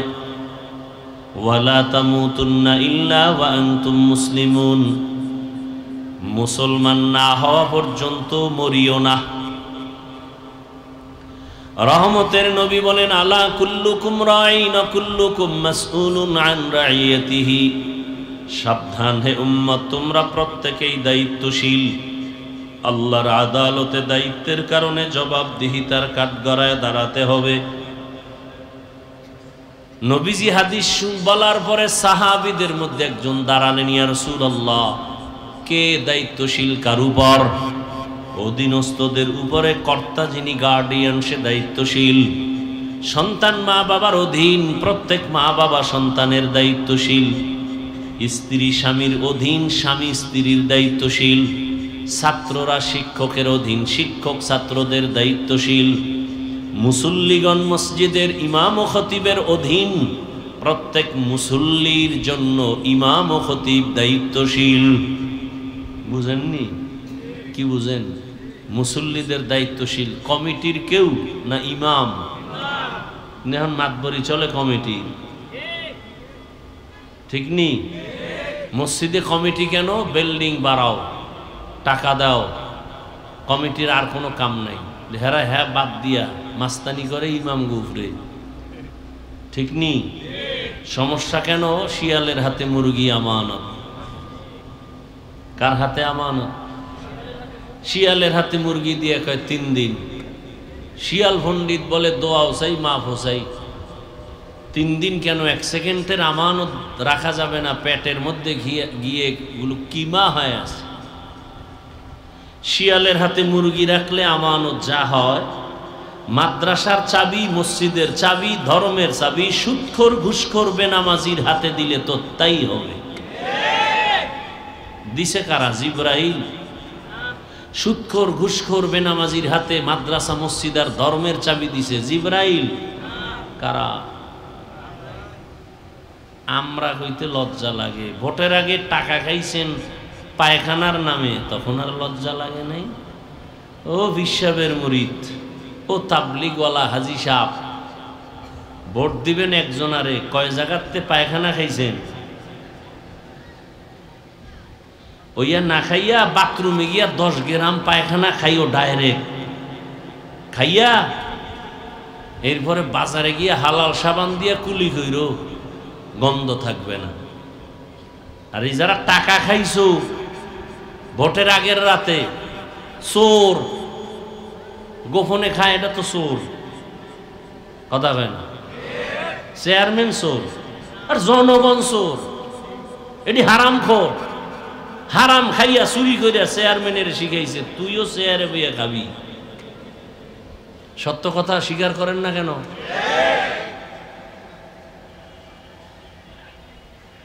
সমাজের মানুষ যদি বেনামাজি হয়, নেতাও বেনামাজি হবে। এই সোনার বাংলা কোনোদিন সোনা হবে না জাতি যদি সোনার চরিত্রের না হয়। কোনো দোয়ায় কাম হবে না। মুরগি শিয়ালের হাতে আমানত, দোয়া করে লাভ কি? বিয়া না কইরা যদি বাইতুল্লাহ দইরা দোয়া করে আল্লাহ একটা ছেলে দিও, বিয়ে করে নাই, দিবে? মান্দার গাছ লাগায় যদি সব পিসাবরা দোয়া করে 3টা কাঁঠাল দিও, দিবে? হ্যাঁ, প্রাইভেট গাড়ি চলবে রাস্তায়, পানির মধ্যে যদি ধাক্কায় চলবে?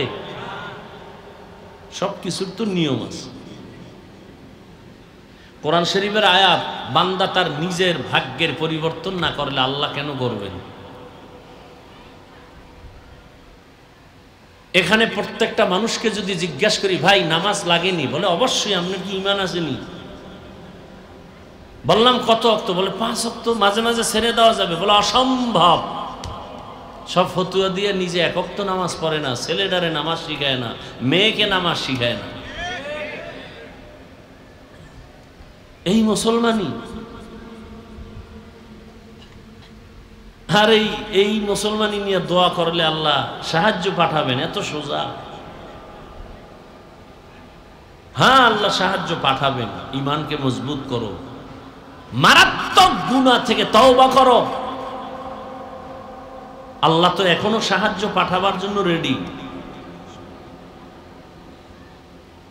আফগানিস্তানে পাঠাইছেন, প্রমাণ আছে।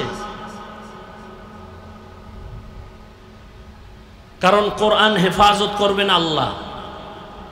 এই জন্য যত হুজুর মারে, মাদ্রাসায় আগুন লাগায়, আবার দাঁড়ায় যায়। কারণ এটার জিম্মা হেফাজতের কে নিছেন?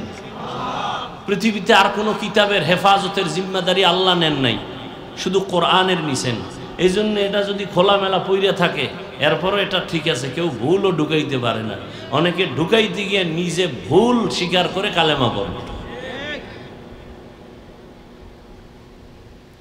এই জন্য আল্লাহর কোরআন কেউ বিদায় দিতে পারবে না, সম্ভব না। এই যে ভারতে এত অত্যাচার, ফিলিস্তিনের মধ্যে কান্না, আমার তো অন্তর বলে রসুলের ১৫০০ বছর আগের ভবিষ্যৎবাণী, গজওয়ায়ে হিন্দ, ভারতের সাথে এক বিশ্বযুদ্ধ হবে। আমার তো মনে হয় মুসলমানের এই রক্ত নীতি নিতে যুদ্ধ লাগবে ভাব। সূত্রপাত শুরু হয়ে যাচ্ছে। পৃথিবীতে একটা সময় আসতেছে খুব নিকটে, একটা মানুষ আল্লাহ রসুল কোরআনের বিরুদ্ধে থাকবে না, একটা মানুষও থাকবে না সারা দুনিয়ায়, সব আল্লাহর গোলাম হয়ে যাবে। একটা মানুষও থাকবে না ইসলামের বাইরে। আর আপনি তো এখন মুসলমান হইয়া প্রশ্ন করেন, এত দাড়ির ওয়াজ লাগেনি, সুদের ওয়াজ লাগেনি? আমি তো কইয়া বাসায় যাব, কোনো ইমাম সাহেব জুমায় এই বয়ান করুক না, কমিটি কইব 1 মাস হুজুর বাড়িতে রেস্টে থাইকে আসেন। ওই যে শিয়ালের হাতে মুরগি, উপায় কি?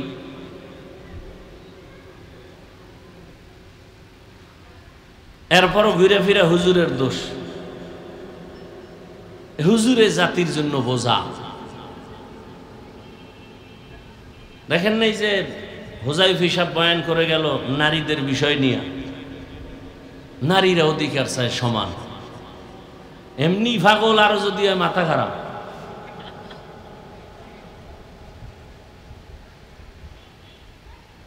আল্লাহ নারীদের অধিকার দিছেন বেশি, এরা চায় সমান।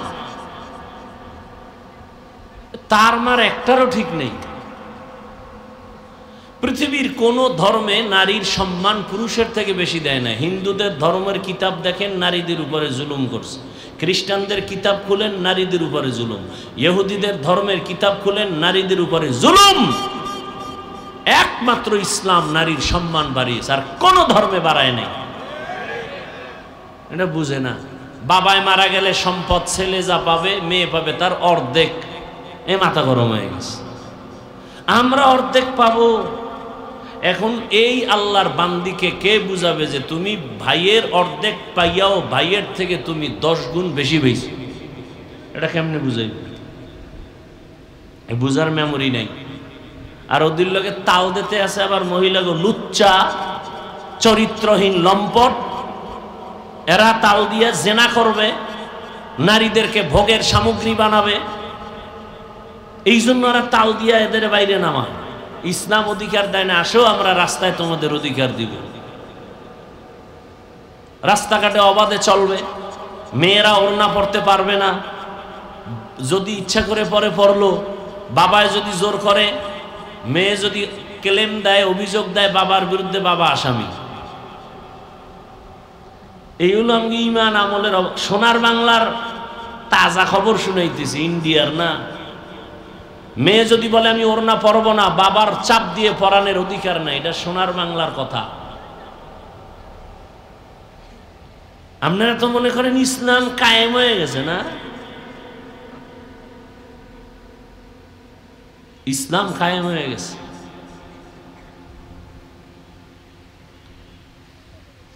আপনারা আন্দোলন করলেন, আলেম ওলামা ছাত্র সব নাইমা। আন্দোলন স্বাধীন স্বাধীন স্বাধীন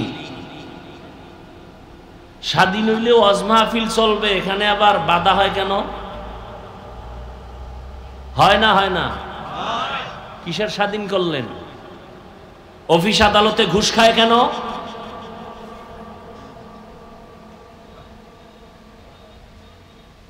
ধান্দাবাজি চান্দাবাজি চলে কেন?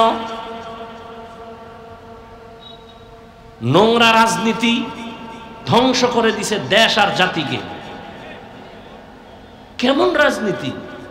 রাজনীতি মানে নীতির মধ্যে রাজা, মানে এর থেকে পবিত্র নীতি নাই। আর এটার এত নোংরা, তুমি আইলে আমার ফলাই তুইব, আমি আইলে তুমি ফলাও, গাড়ি রেডিরাও দোনো দল। কি এক রাজনীতি! কি আশ্চর্য বিষয়! এই রাজনীতির থেকে নোংরামি বন্ধ করতে হবে। বন্ধ করার জন্য সুন্দর চরিত্রবান লোক লাগবে। পৃথিবীতে শ্রেষ্ঠ চরিত্রবান রসুলের আদর্শওয়ালারা। রসুলের আদর্শ থেকে আর পবিত্র আদর্শ পৃথিবীতে আর আপনাদের জানা থাকলে বলেন, থাকলে বলেন, আমি নবীরটা বাদ দিয়ে তারটা নিব। বলেন, কেউ যদি দাঁড়ায় বলতে পারেন, বুঝাবার জন্য বলছি যে হাফিজ ভাই, রসুলের আদর্শ থেকে আরো সুন্দর আদর্শ আছে শেখ মুজিবুর রহমানের ভেতরে। কেউ না নিলে আমি নিব, নবীরটা বাদ দিয়ে শেখ মুজিবেরটা নিব। কেউ যদি দাঁড়ায় বলতে পারো জিয়াউর রহমান সাহেবের মধ্যে রসুলের থেকে ভালো আদর্শ আছে, আমি রসুলেরটা বাদ দিয়ে তারটা নিব, বলার মতো শক্তি আছে কোনো মুসলমানের? এক কথায় জবাব, পৃথিবীর সবার আদর্শ না পাক, একমাত্র মদিনার রসুলের আদর্শ পাক। অন্যদের আদর্শ না পাক কেন? আব্রাহাম লিঙ্কনের আদর্শ না পাক, লেনিনের আদর্শ না পাক, কালমার্সের আদর্শ না পাক, প্লেটোর আদর্শ না পাক, একমাত্র রসুলের আদর্শ পাক। অন্যদেরটা না পাক কেন? ওদের দিমাগ না পাক। মদ পান করলে দিমাগ ঠিক আছে? সব না পাক, খায় না পাক। রসুলেরটা পাক কেন? রসুলের ঘাম পাক। রসুল 63 বছর হায়াতে একটা মিথ্যা কথা বলেননি, জীবনে কাউকে একটা গালি দেন নাই। হাজারো গালি দিছে মানুষ, রসুল জবাব দেন নাই। দু চোখ গরম করে রসুল কোনোদিন কারো দিকে তাকান নাই। সেই রসুলের আদর্শ মক্কা নগরীতে যখন মানুষ ধরল, সেই মানুষ ছিল লম্পট, চরিত্রহীন। রসুলের আদর্শ ধরা মাত্র দামি হয়ে গেল। আল্লাহ ঘোষণাপত্র পাঠায় দিয়ে বলেন এরা জান্নাতি, দুনিয়াতে থাকতেই ঘোষণা জান্নাতি। রসুলের বেতের বাড়ি লাগছে শুধু আদর্শ। 1500 বছর পরে আজকে বাংলাদেশের হালাত, কেউ কান্দে কেউ দৌড়ায়। রসুলের আদর্শ যার কাছে আছে তারা এখন বাদশাহ। চেয়ারম্যান সাহেবের চেয়ারের মেয়াদ শেষ, এমপি সাহেবেরটা শেষ, কোরআনওয়ালার চেয়ারের কোনো মেয়াদি নেই। শেষ কিসের? এ সম্মানকে দিছেন। আর কিছু সম্মান টাকা দিয়ে কেনা হয়। টাকা দিয়ে সম্মান কিনলে প্রথমে ফুলের মালা, ফাইনালে জুতার মালা। আর আল্লাহর দেওয়া সম্মানের অবস্থা কি? দুনিয়ায় বাদশাহ, আখিরাতেও বাদশাহ। এই বয়ান আর ভাল লাগে না। হুজুর রাজনীতি শুরু করলেন, কেমন পেছে ফালাইছে। মনে হয় মুসলমান হইয়া কোরআন হাদিস শিখে আলেম হইয়া একটা কঠিন বিপদে পড়ছে। কঠিন বিপদ।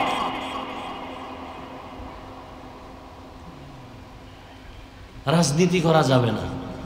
আমাকে বলেন, সত্য কথা বলবেন, মানেন আর না মানেন। তাহলে কিয়ামত পর্যন্ত মানুষ যদি জান্নাত পেতে চায়, কোরআন সুন্নাহ লাগবে না? আর কোরআন সুন্নাহ বুঝার জন্য, বুঝাবার জন্য একমাত্র শিক্ষক, পথ প্রদর্শক, মুর্শিদ, পীর, শায়েখ, ওলি, আউলিয়া, সাদিকিন, সালিহিন, উলুল আমর, আহলে জিকির, সব এক শব্দের বিভিন্ন অর্থ, বিভিন্ন শব্দ দিয়ে মূল অর্থ একটাই, আল্লাহর প্রিয় বন্ধু, তাকওয়াওয়ালা, উলামায়ে কি কেরাম না কি আহলে হক। কারণ উলামায়ে কেরামের মধ্যে বিশাল এক বাহিনী আছে, এরা উলামায়ে আহলে বাতিল। উলামায়ে আহলে, যেই টুপিওয়ালা বলে ওমরে ফারুক রসুলের সাহাবী, বেদাতি ভণ্ড, এরকম টুপিওয়ালাও সোনার বাংলায় এ আলেম ঠিক, হক না বাতিল? কিয়ামত পর্যন্ত এই জাতিকে জান্নাতের সঠিক পথ দেখাবে কোরআন সুন্নাহর আলোকে একমাত্র উলামায়ে আহলে হক। নবী আসবেন, সাহাবায়ে কেরাম আসবেন, সত্য কথা স্বীকার করেন, মানেন আর না মানেন। ইমাম বুখারী আসবেন, ইমাম আবু হানিফা আসবেন, জান্নাতে যাবেন না? জান্নাতের পথ আছে কোথায়? বাইবেলে, তাওরাতে, মহাভারত। জান্নাতের পথ ঠিকানা আছে কোথায়? তো আপনি কোরআনও পড়তে পারেন না, আরবি হাদিসের ব্যাখ্যা বুঝেন না।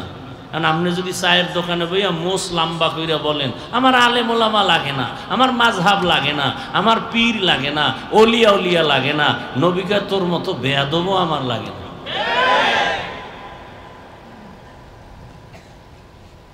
যারা বলে আমরা উলামায়ে কেরাম মানি না বা আমার লাগে না, ও মরার আগেই ধ্বংস হয়ে যাবে। এর মতো ভণ্ড পৃথিবীতে আর কেউ হতে পারে না। এ এতটা ভণ্ড যে একে যদি কেউ ভণ্ড স্বীকার না করে সেও ভণ্ড।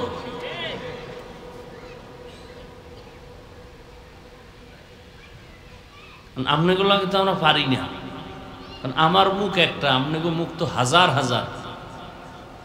আর একটা হইল গীবত শেখায়াত করার প্ল্যাটফর্ম বানায় নিছেন বিসমিল্লাহ ছাড়া। মোবাইল, মা বাপ সব ছাড়তে রাজি, মোবাইল ছাড়তে রাজি না। বয় বয় কইব অজুনতে বইছি, উঠেই গীবত শুরু। এরকম কিছু আসে গেছেনি? হুজুরের ভুল ধরে। কি আপনি হুজুরের ভুল ধরেন কেন? আপনি আরবি টারবি কিছু পারেন না? না পারলে কি হইব? লোকমা দিতে হবে না? ইমাম সাহেব নামাজে দাঁড়াইছে, ভুল করলে লোকমা দিবেন না? কি লোকমা দিবেন না? কথা বলেন না কেন? তো এখন ইমাম সাহেব দাঁড়াইছে মাগরিবের নামাজে, সাউন্ড বক্স দিয়ে তেলাওয়াত শুরু করছে। তেলাওয়াত তো চায়ের দোকানওয়ালারাও শুনতেছে বাইরে বইয়া।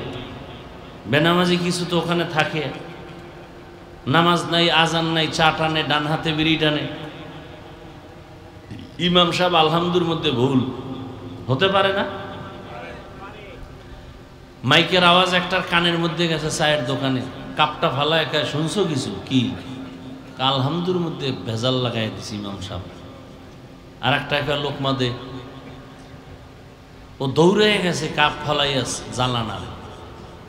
জানালা দিয়া তাকায় একা ইমাম সাহেব, কামটা ঠিক হয় নাই। কি দিছে?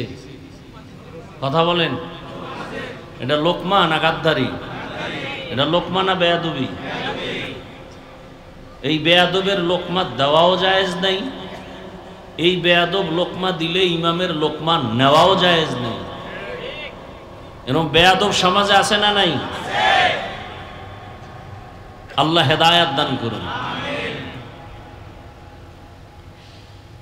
লোকমা দিবেন, বেয়াদবি করবেন না, সাবধান।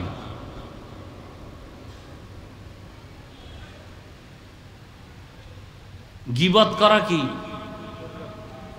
হালাল? মনে হয় কেউ কিছু জানে না, সব ফেরেশতা। গীবত করা কি হারাম না হালাল? এটা কোনো হুজুর জানে না। আল্লাহর কপাল ভালো, আপনাদের আপনারা জানেন। এদেশের কোনো হুজুর জানে না গীবত করা হারাম, সব আপনারা জানেন, তাই তো?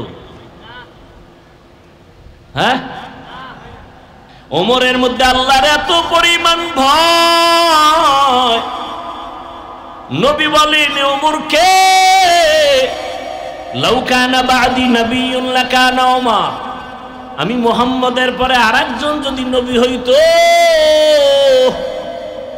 গোলাম আহমদ নয়, আমার পরে যদি আল্লাহ নবী বানাইতেন ওমরের বানাইতেন। অতএব ওমর যেহেতু নবী হবে না, গোলাম আহমদও হবে না। কেমন ওমর? শয়তান আল্লাহর সামনে চ্যালেঞ্জ দিয়ে দাঁড়াইছে, আর সেই ওমরের দেখলে দৌড়ায়।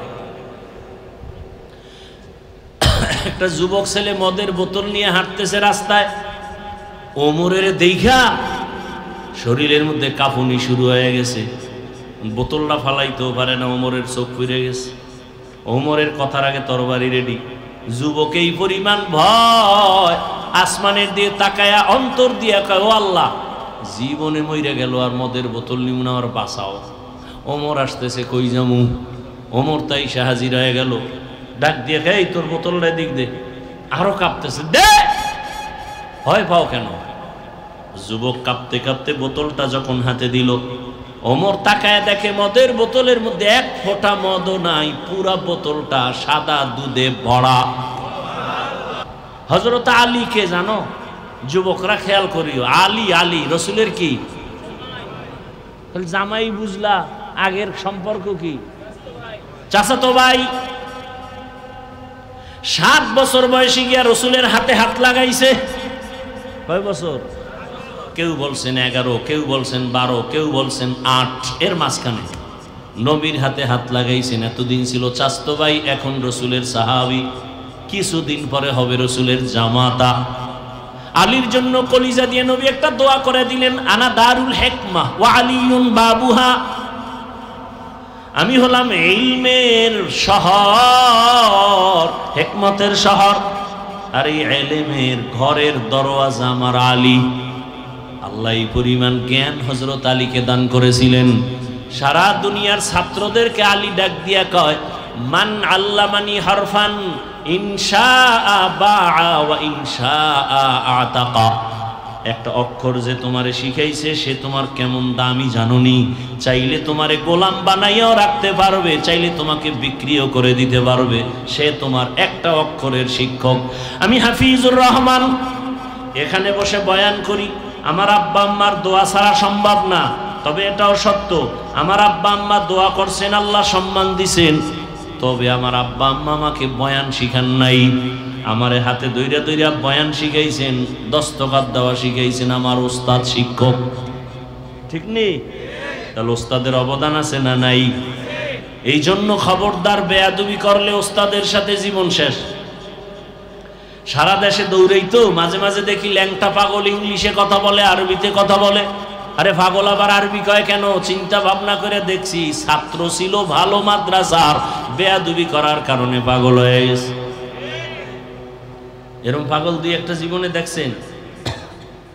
বেয়াদবি বড় মারাত্মক। আমি 2004 ইংরেজি সালে আমি দাওরা শেষ করছি, চাঁদপুর জানি। ক্লাসে একটা ছাত্র ছিল আমাদের, খুব ব্রেন প্লেটের থেকেও বড়, ধারালো। এই ফেসবুকের যারা মুরিদ আছে আমগো মাদ্রাসার লাইনের, নাম বললেই চিনে ফেলবে। নাম বলবো না, খেয়াল করো, বুঝাবার জন্য বলছি। ক্লাসে 1 নাম্বার।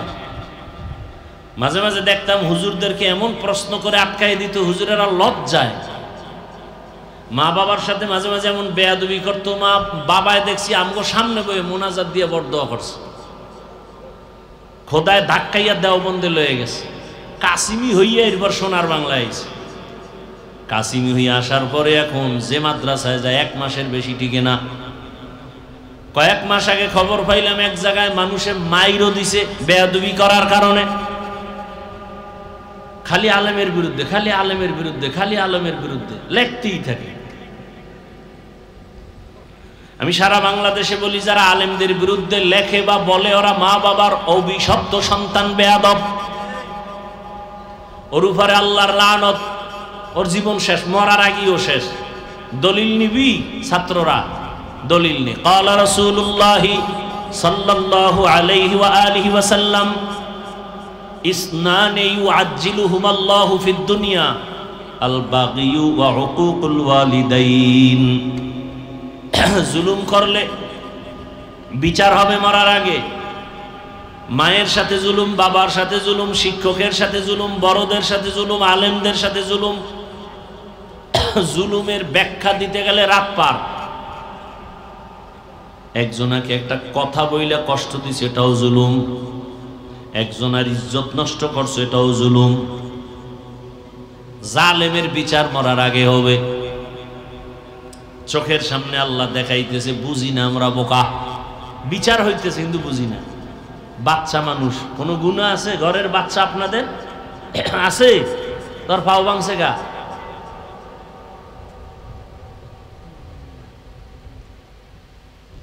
ওর কিডনি নষ্ট হয় কেন? বাচ্চার তো গুনাই শুরু হয় নাই, ওর উপরে এত বিপদ কেন? কান ধরে টান দিছে, মাথা চলে আসছে। অন্যায় সব মা বাবার, শাস্তি পায় সন্তান। সন্তানকে দিয়ে আল্লাহ বুঝায় মা বাবারে, কত ধানে কত চাল বুঝাল।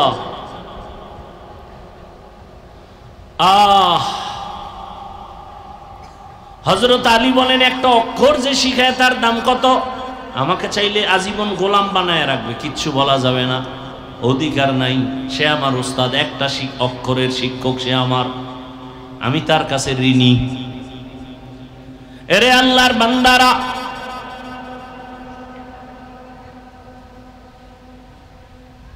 স্কুলে পড়ে, কলেজে পড়ে এমন আল্লাহর বান্দারা 5 ওয়াক্ত নামাজি নাই?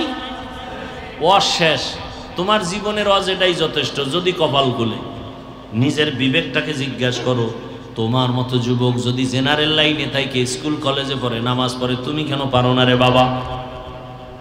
তোমার মতো সন্তান র্যাব, আর্মি, পুলিশ, বিডিআরের চাকরি করে 5 ওয়াক্ত নামাজি যদি থাকে নাই? সব কথা শেষ কথা, তুমি পারো না কেন বলো? তোমার মতো যুবক রাস্তায় গাড়ি চালায়, ড্রাইভার, আজান হলে মসজিদে চলে যায়, বলো তুমি কেন পারো না? তোমার মতো যুবক তাকায় দেখো, ঢাকা কলেজে যাও, জাহাঙ্গীরনগরে যাও, মাথায় পাগড়ি, বড় দাড়ি, বড় জামা, মনে হয় যেন বড় মসজিদের খতিব, অথচ আরবিও জানে না। এই তুমি এই পাগড়ি কি? আমি কলেজে পড়ি, ঢাকা কলেজে। এই হালাত কেন? কয় আল্লাহ ওয়ালার নেক নজর লাগছে, মা বাবার দোয়া। এই অবস্থায় কলেজে যাও? হ্যাঁ, এই অবস্থায় কলেজে গেলে সমস্যা? কয় না, সব শিক্ষকেরাও দোয়া করে, শিক্ষিকারাও দোয়া করে। আচ্ছা, তোমার ক্লাসে মাইয়া ফোলা হোমানে আছে না? খা আছে। মাঝে মাঝে তোমারে পার্কে ডাকে না, আনন্দ মিছিলে ডাকে না? হ্যাঁ ডাকে, তবে আমার মাওলার কাছে আমি সাহায্য চাই, দেখি আল্লাহর কুদরত আমার ক্লাসের মাইয়েরাই আমার পক্ষে হয়ে যায়। হইয়া কি কয় জানেন? হইয়া বলে, এই ও একটু আল্লাহ বিল্লাহ করে তো, ওরে ডিস্টার্ব করিস না। আমরা ল এই আকামে ওরে দাওয়াত দিস না, আর আমগো ডিস্টার্ব হইব, ওরে ওর পথে ছাইরে দিই।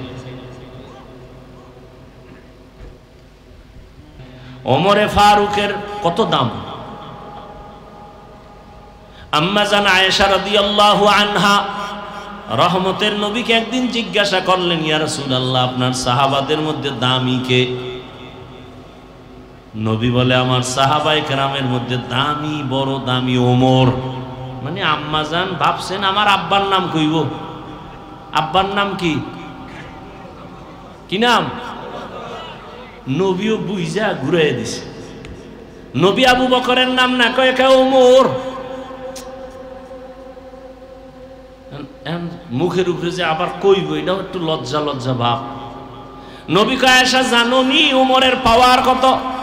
আকাশের দিকে তাকায় দেখো, আকাশের তারকাগুলো অগণিত, গুণা যায় না। আমার ওমরের আমলও তারকার মতো অগণিত। আম্মা জানিটা শুনবে কি, শুনতে চায় আমার আব্বার খবর কি? নবী তো ঘুরাই ফিরাই কই না। কত আর মহিলা ফ্যাডে কথা রাখবে, ফট করে বলে ফেললো ইয়া রাসূলুল্লাহ আমার আব্বার খবর কি? নবী বলেন আবু বকর, বলে হ্যাঁ, বলে সে কথা তো আলাদা। সারা দুনিয়ার মুমিনের আমল যদি এক পাল্লায় দেওয়া হয়, আমার আবু বকরের আমলের পাল্লা ভারী হয়ে যাবে। মাঝে মাঝে ওমর কয়, ও আবু বকর, আপনার জীবনের কোনো আমল লাগবে না, দুইটা আমল আমারে দিয়া আমি ওমরের আমল সব আপনি নিয়ে যান। যেই দুইটা আমলে আপনার প্রতি আমার আল্লাহ ডাইরেক্ট সালাম জানাইছে। আবু বকরের ডাইরেক্ট আল্লাহ সালাম জানাইছে। বুঝেন তো আবু বকরের মর্যাদাটা কেমন, ওমরের মর্যাদা কেমন। নবীজি সাহাবাদেরকে নিয়ে বাইতুল্লাহ তাওয়াফ করে। নিয়ম হইল তাওয়াফে আসলে কয়টা চক্কর? 7টা চক্কর দিয়া নিয়ম 2 রাকাত নামাজ পড়বে অজিব। 7টা চক্কর দিয়ে নবী বলেন এখন নামাজ 2 রাকাত যে পড়ব কোথায় পড়ব? পরামর্শে বসে একজনে কয় ইয়া রাসূলুল্লাহ জমজম কূপের কিনারায়, আর একজনে বলে বাইতুল্লাহর দরজা বরাবর। ওমর কয় মাকাম ইব্রাহিম, যেই পাথরের উপর ইব্রাহিম নবী দাঁড়ায় বাইতুল্লাহ নির্মাণ করলেন, ওই পাথরটা আজও আছে। মাকাম ইব্রাহিমের পেছনে 2 রাকাত পড়ি। নবী পরামর্শ নিছেন, নবীর আর পরামর্শের দরকার আছে, কিন্তু নবী তার বড় পরামর্শ নিয়ে চুপ। সিদ্ধান্ত নবী এখনো দেয় না। সিদ্ধান্ত আসবে আরশে আজিম থেকে। জিবরাইল এসে হাজির, আয়াত নিয়ে বলে ইয়া রাসূলুল্লাহ, আয়াত আল্লাহ দিয়া দিছে আর বলছে ওমর যেটা কইছে আল্লাহ মাইনে নিছে, আপনাকেও মানতে বলছেন। এবার বুঝেন ওমরের পাওয়ার কত। আর 1500 বছর পরে সেই ওমরকে নিয়ে সোনার বাংলায় দাঁড়ায় যদি কোনো আলেম বলে ভণ্ড বেদাতি, ওর 14 গোষ্ঠী ভণ্ড।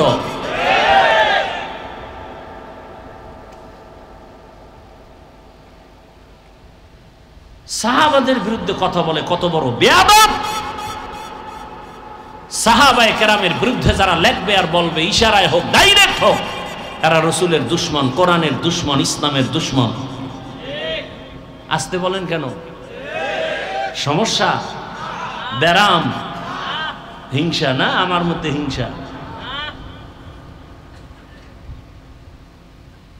ভণ্ডদের বিরুদ্ধে কথা বলা সুন্নত, কোরআনের আইনে ফরজ।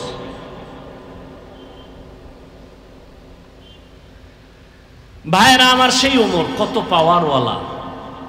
সেই ওমর ঈদের দিন সবাই আনন্দ করে, আর ওমর দরজা লাগায় কান্না করে। আবু হুরায়রা রাদিয়াল্লাহু আনহু বলেন, খলিফাতুল মুসলিমিন কাঁদেন কেন? বলে আবু হুরায়রা ভাই কান্না করি, আনন্দ কি করব, পেরেশান। কেন? রোজা রাখলাম কবুল হলো কিনা চিন্তা, জাহান্নাম থেকে মুক্তি পেলাম কিনা চিন্তা। ওমরে ফারুক রাদিয়াল্লাহু আনহু জাহান্নামের আযাবের ভয়ে কান্না করে করে গালে দাগ পড়ছে। রহমতের নবী বলেন, আমি একদিন আমার হুজরায় ঘুমাইতেছি আয়েশার রুমে। মসজিদ আর আয়েশার রুম একই, পাশাপাশি দেওয়াল। আমি মুহাম্মদ ঘুমাইলে আমার চোখ বন্ধ থাকে, কিন্তু আমার কলব ঘুমায় না। আমি ঘুমের মধ্যে ঢুকছি, ঠিক এমন সময় হঠাৎ করে কানের মধ্যে কান্নার আওয়াজ। আমার সজাগ হয়ে গেলাম। আমি বের হইয়া তাকায় দেখি কান্নার আওয়াজ আসতেছে কোথা থেকে। দেখি মসজিদের ভেতরে কান্নার আওয়াজ। আমি বের হইয়া তাকায় দেখি গভীর রাতে নামাজের মধ্যে কে কান্না করে। আমি ঘুমাইতে পারলাম না, নজর করে দেখি সাধারণ কেউ না, ঘরের মধ্যে কান্না করে মসজিদে আমার কলিজার সাহাবী আবু বকর। মায়ার নবী দাঁড়াইলেন, সালাম ফিরে আবু বকর বের হইয়া দেখে নবী দাঁড়ানো। ইয়া রাসূলুল্লাহ কেমন আছেন? আলহামদুলিল্লাহ। আপনি নামাজে দাঁড়ায় কাঁদলেন কেন? আবু বকর বলেন, ইয়া রাসূলুল্লাহ, আল্লাহর কোরআনের একটা আয়াত আমাকে কান্না করায়া দিয়েছে। কি আয়াত? ইন্নাল্লাহা আশতারা মিনাল মুমিনিনা আনফুসাহুম ওয়া আমওয়ালাহুম বিআন্না লাহুমুল জান্নাহ। আল্লাহ বলছেন মুমিনের জানমাল আমি আল্লাহ নিয়ে নিলাম, মুমিনের জান্নাত দিলাম। নবী বলেন, এটা তো খুশির কথা, কানলেন কেন? আবু বকর বলেন, ইয়া রাসূলুল্লাহ, আপনি জানেন আমি কাপড়ের দোকান দেই। আজকে আমার দোকানে এক মহিলার ছিল, বহুদিন আগে কাপড় নিয়ে ফিরাইয়া টাকা লয়ে গেছে। বিদায় বেলা মহিলাকে জিজ্ঞাসা করলাম, মা আমার দোকানের কাপড় নিয়ে ফিরাই দিলেন কেন? মহিলা বলছিল, আবু বকর বেয়াদবি মাফ করবেন, আপনার দোকানের কাপড় আমার পছন্দ হয় নাই। আমার ওই কথা মনে পড়ে কান্না, হাসরের ময়দানের কথা মনে পড়ে গেছে। ও নবী, আপনিই তো হাসরের কথা বলছেন, বড় কঠিন হালাত। আপনিই তো বয়ান করেছেন কিয়ামতের দিন সমস্ত নারী আর পুরুষগুলো উলঙ্গ দাঁড়াবে, সূর্য মাথার উপরে নেমে আসবে, সূর্যের গরমে জমিনটা তামা হয়ে যাবে। আর একদিকে জাহান্নামের চিৎকার, জাহান্নাম চিল্লায় বলবে, আল্লাহ বেনামাজি গুলো কই, গুনাহগার গুলো আমার পেটে দাও। ওদিকে আমার আল্লাহ রাগান্বিত আওয়াজ দিয়া বলবেন, লিমানিল মুলকুল ইয়াউম লিল্লাহিল ওয়াহিদিল কাহ্হার। ও নবী, আপনিই তো বয়ান করছেন এমন হালাত হবে যে গুনাহগার গুলো মাথার মগজগুলো টাস টাস করে ফেটে যাবে। আল্লাহ পাক যখন একটা ধমকের আওয়াজ দিবেন, হাসরের ময়দানটা কেঁপে উঠবে, থর থর করে কাঁপতে থাকবে।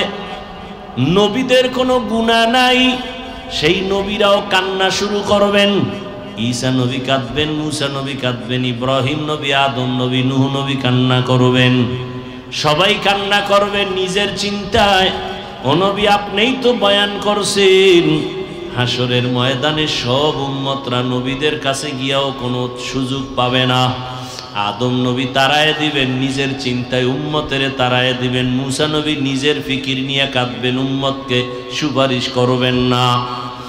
এক পর্যায়ে আমার আল্লাহর আদালতে যখন দাঁড়ানো হবে, আমার আল্লাহ তখন রাগান্বিত আওয়াজ দিয়া মানুষকে ডাকবে, আসো, আমি আজকে তোমাদের আমলনামা ওজন দিয়া হিসাব নিব। আমলনামা ডান হাতে যাকে দিবে সে জান্নাতে যাবে। এক একজন নাম ধরিয়া যখন ডাকবে, আল্লাহ পাক যদি আমি আবু বকরকে ডাক দেয়, ও আবু বকর, আমার জান্নাত পাইয়া তুমি কি আমল নিয়ে আসছো বলো।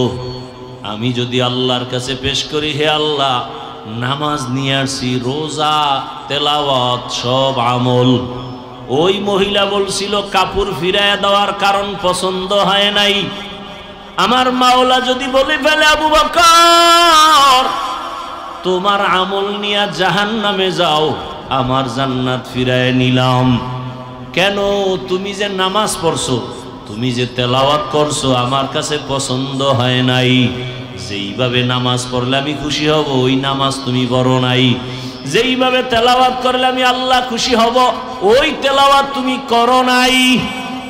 তখন আমার হাতে জাহান্নামের হ্যান্ডকাপ লেগে যাবে। হাসরের ময়দানের ভয়ে ওমর কান্না করে, নবীও কান্না করে। হাদিসে পাকে একটা ঘটনা দেখলাম, কিয়ামতের ময়দানে একজন বান্দার ওজন যখন দেওয়া হবে আমল, একটা নেকের অভাব, এত নেক, শুধু একটা নেক যদি পায় সে এখনই জান্নাতে যাবে, কিন্তু একটা নেক নাই। আল্লাহ তখন বলবে, যাও তো হাসরের মাঠে ঘুরে দেখো তোমার আপন কে আছে, একটা নেক দিয়া তোমাকে সাহায্য করবে। মা বাবা ভাই বোন সব পালায় যাবে, সব দূরে যাবে, কেউ দিবে না।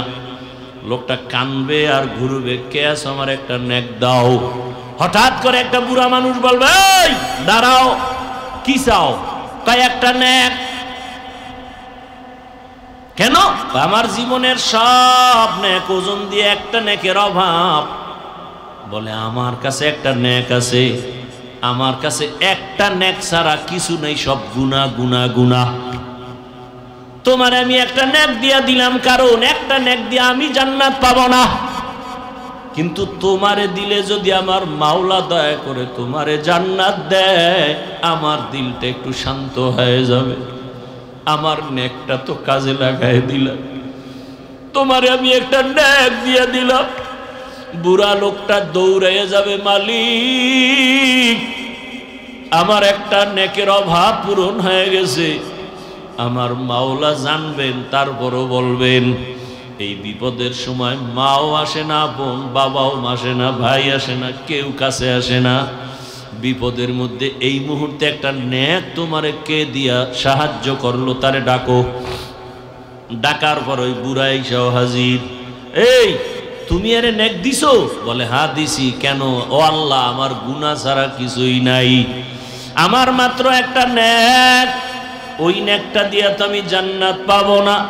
আমার ভাইকে দেওয়ার দ্বারা যদি জান্নাত পায়, আমার কলিজাটা ভরে যাবে। আমার একটা নেক তো কাজে লাগাইতে পারলাম।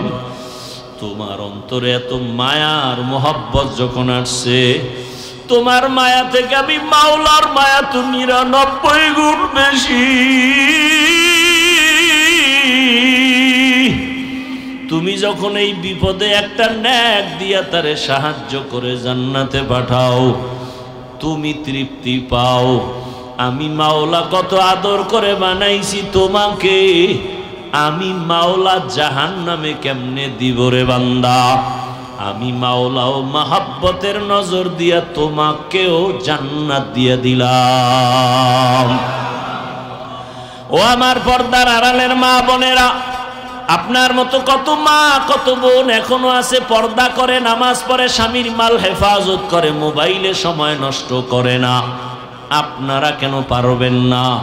বৃদ্ধ বাবাজি আপনার মতো কত বুড়ারা মসজিদে গিয়া নামাজ পড়ে, আপনি কেন পারেন না? এখনো তওবা করেন ও মা বোনেরা। জীবনে আর নামাজ ছাড়বেন না, বেপরদায় চলবেন না, মোবাইলে সময় নষ্ট করবেন না, মা বাবারে কষ্ট দিবেন না, স্বামীর মাল হেফাজত করবেন, খেয়ানত করবেন না। বৃদ্ধ বাবাজিও তওবা করেন, আর নামাজ ছাড়বেন না, দাড়ি কাটবেন না। ও যুবক বাবা, এখন থেকে তওবা করো। জীবনে কত নামাজ ছাড়লা, দাড়ি কাটলা, বেপরদায় চললা। মাওলাকে মনে মনে বলো আর তওবা করো। আর মা বাবার সাথে বেয়াদবি করবা না, শিক্ষকের বরদোয়া নিবা না, ওলামায়ে কেরামের দোয়া নিয়া, পরামর্শ নিয়া নবীজির আদর্শ মেনে চলবা, নামাজ পড়বা, দাড়ি রাখবা, বেপরদায় চলবা না। তওবা করার মতো যদি নিয়ত হয়, খাঁটি নিয়তে দুটো হাত আল্লাহকে দেখায় দাও।